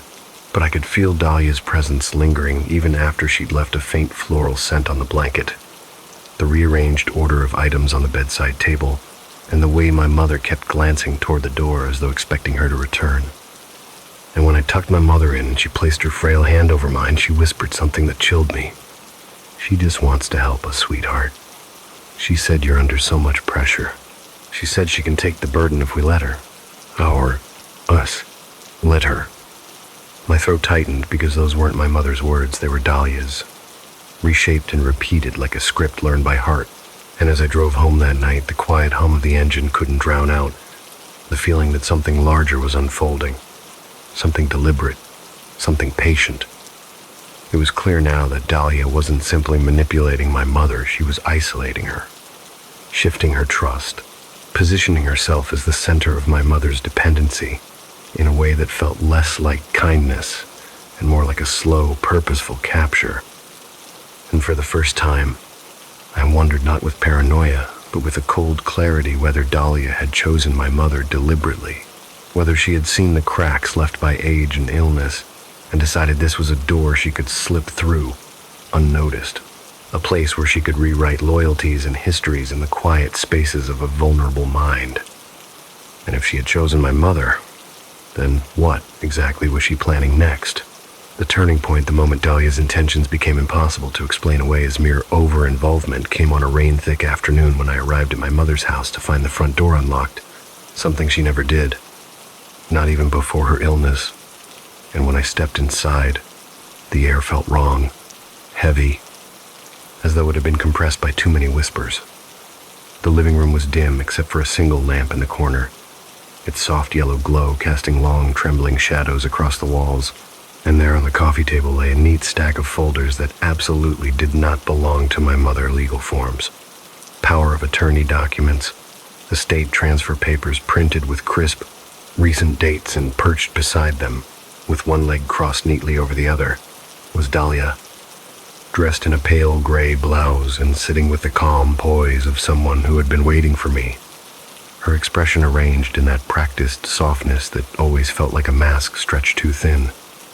She looked up, smiled warmly, and said, "We were just getting things organized, dear," as though sorting through the most sensitive parts of my mother's life without me was something polite and ordinary.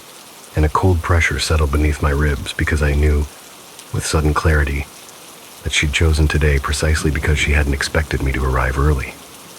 My mother sat next to her, shoulders curved inward, hands folded in a way that reminded me painfully of the way she used to clasp them during doctor's visits when she felt overwhelmed.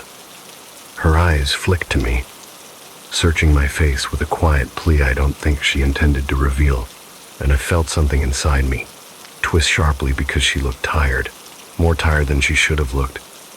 And I wondered how long Dahlia had been here, how long she'd been talking, persuading, shaping the narrative into something that made her presence seem indispensable. A pen lay on the table near my mother's hand, uncapped, waiting, and the sight of it made my skin prickle. I stepped closer, picking up one of the documents without asking, and reading the header, "Revised End-of-Life Arrangements," made my breath catch in a way I tried hard to hide. Dahlia, sensing the shift, leaned forward with the gentle urgency of someone pretending patience. "Your mother asked me to help," she said, the words laced with a quiet firmness, almost a warning. "These decisions are difficult, and she's been so anxious lately. She needs someone steady, someone who can explain things." The implication that I was not steady, not reliable, not capable, sat between us like a knife laid carefully on the table, gleaming but not yet picked up.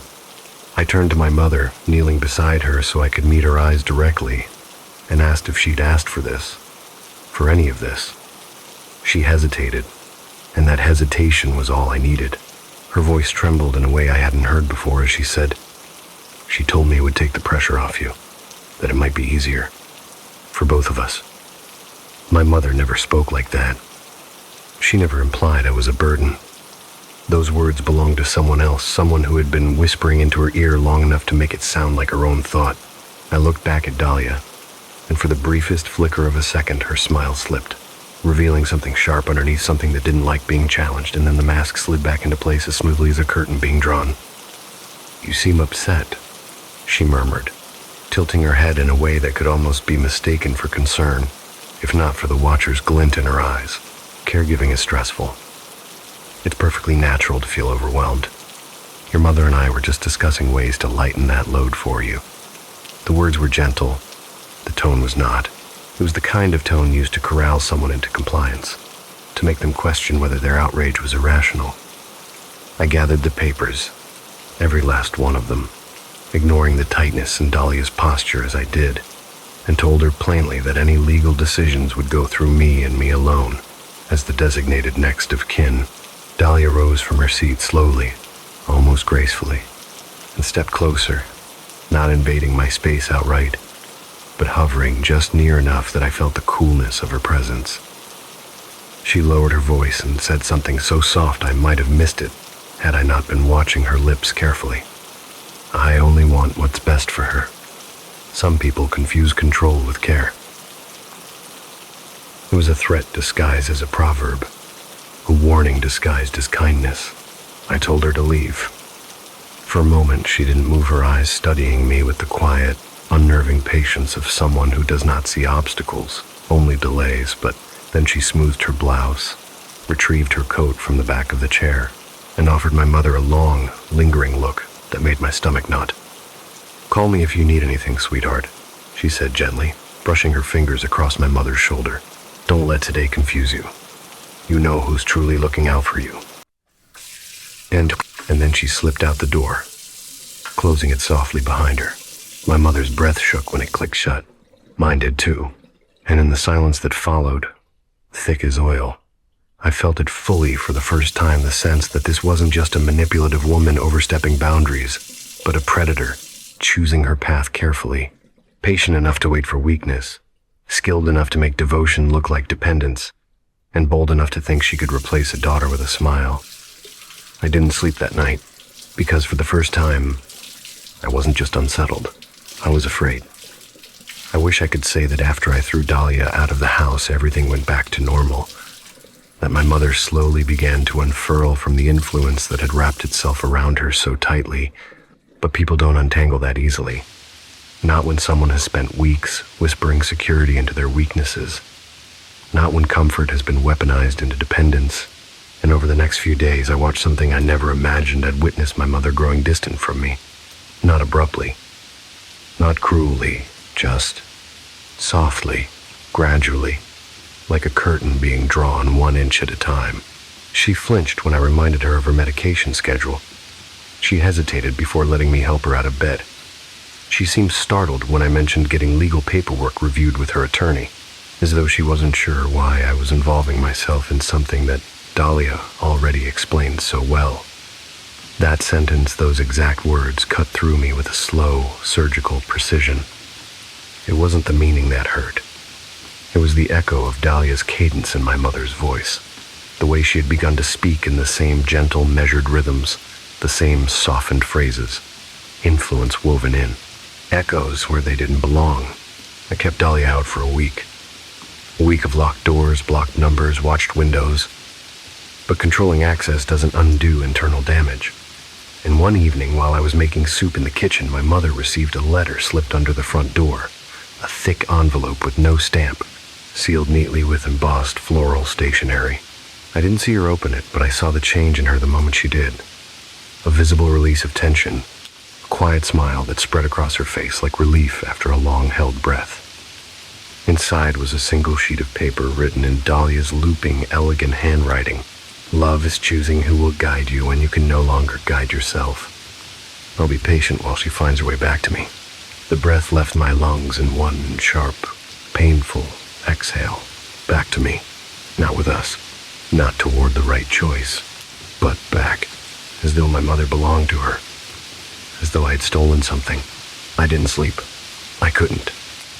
And the next morning, before sunrise, everything finally cracked. I woke to the sound of voices, my mother's soft murmur, and another voice, gentle and low, speaking just outside her bedroom door. I shot out of bed, heart pounding. But when I reached the hallway, the voices stopped instantly. The house falling into a silence so complete it felt staged. I don't want to talk to you right now. Dahlia says you get angry too easily. It felt like being punched from the inside. She wasn't confused. She wasn't disoriented. She was choosing Dahlia's voice over mine. I sat beside her, trying to steady my own breathing, trying not to cry because I didn't want her to associate my tears with manipulation the way Dahlia had likely framed them. I told her gently, carefully, that Dahlia wasn't safe, that she was using her, isolating her, taking advantage of her condition. And my mother, fragile and wounded and frightened by her own memory's betrayals, whispered, "She cares about me more than you do." She told me. It broke me. It broke something ancient and childlike inside me. I didn't know it was still there, but nothing prepared me for what came next. A knock at the door. Soft, polite, familiar. My mother's face lit up, not with fear, but with hope. She stood, shaky but determined, whispering, "See?" She came back for me. I reached the door first. I yanked it open before my mother could take another step. And there she was, Dahlia, perfectly composed, perfectly calm, rain on her shoulders like she'd been standing outside for hours, waiting for her moment. She didn't look past me. She didn't push. And the worst part was turning around to see my mother standing behind me, tears in her eyes, looking at me like I was the intruder. No Dahlia, not the predator, not the stranger who had slipped into her life like poison. Me. My mother's voice broke when she finally said it aloud. "Please, don't make me choose between you." In that moment, I understood the twist in its full, horrifying shape. She wasn't being brainwashed. She wasn't confused. She wasn't tricked. And now, as the last echoes of these stories settle into the quiet corners of your room, as the lights around you dim into the soft, uncertain stillness of night, I want you to take a breath, slow, deliberate, and let it linger in the air, the way a final whisper hangs after the storyteller has gone silent. You've listened to people who stepped into the unseen, people who brushed against the thin membrane between the ordinary and the wrong, people who opened doors they thought were safe, and found something waiting on the other side, something patient, curious, hungry in the ways only shadows and strangers and forgotten places can be. Their stories came from the corners of the internet where truth and terror braid together, where anonymous voices speak in the dark because it's easier to confess to a glowing screen than to the people we eat breakfast with. And tonight you've walked those quiet corridors with them. Maybe you felt a draft pass behind you when the house forgot it was empty. Maybe you glanced at the hallway when the unseen tenant whispered through the walls. Maybe you checked your reflection, just to be sure nothing else was sharing the glass with you. And if you didn't, well, just give it a moment. Night has a way of revealing things at its own pace. As you settle under your blanket, as the last streetlight outside flickers and hums, try not to think too hard about the stories we explored tonight. Try not to wonder whether the sound you just heard was the building settling or something shifting closer. Try not to wonder if the person living next door has always been the same person. Try not to linger on the idea that the things we lose, our keys, our footsteps, our moments, might be small offerings to things we don't fully understand. And if you feel watched, if you feel noticed, if you feel the faintest breath at the nape of your neck, when the room should be still, don't turn around too quickly. some truths are gentler in the dark. Thank you for spending your night with me, for listening, for imagining, for daring to step just a little too far from the warmth of the familiar. This has been Little Dream, where the light is low, the shadows are deep, and the stories never really end. Sleep well tonight, if you can.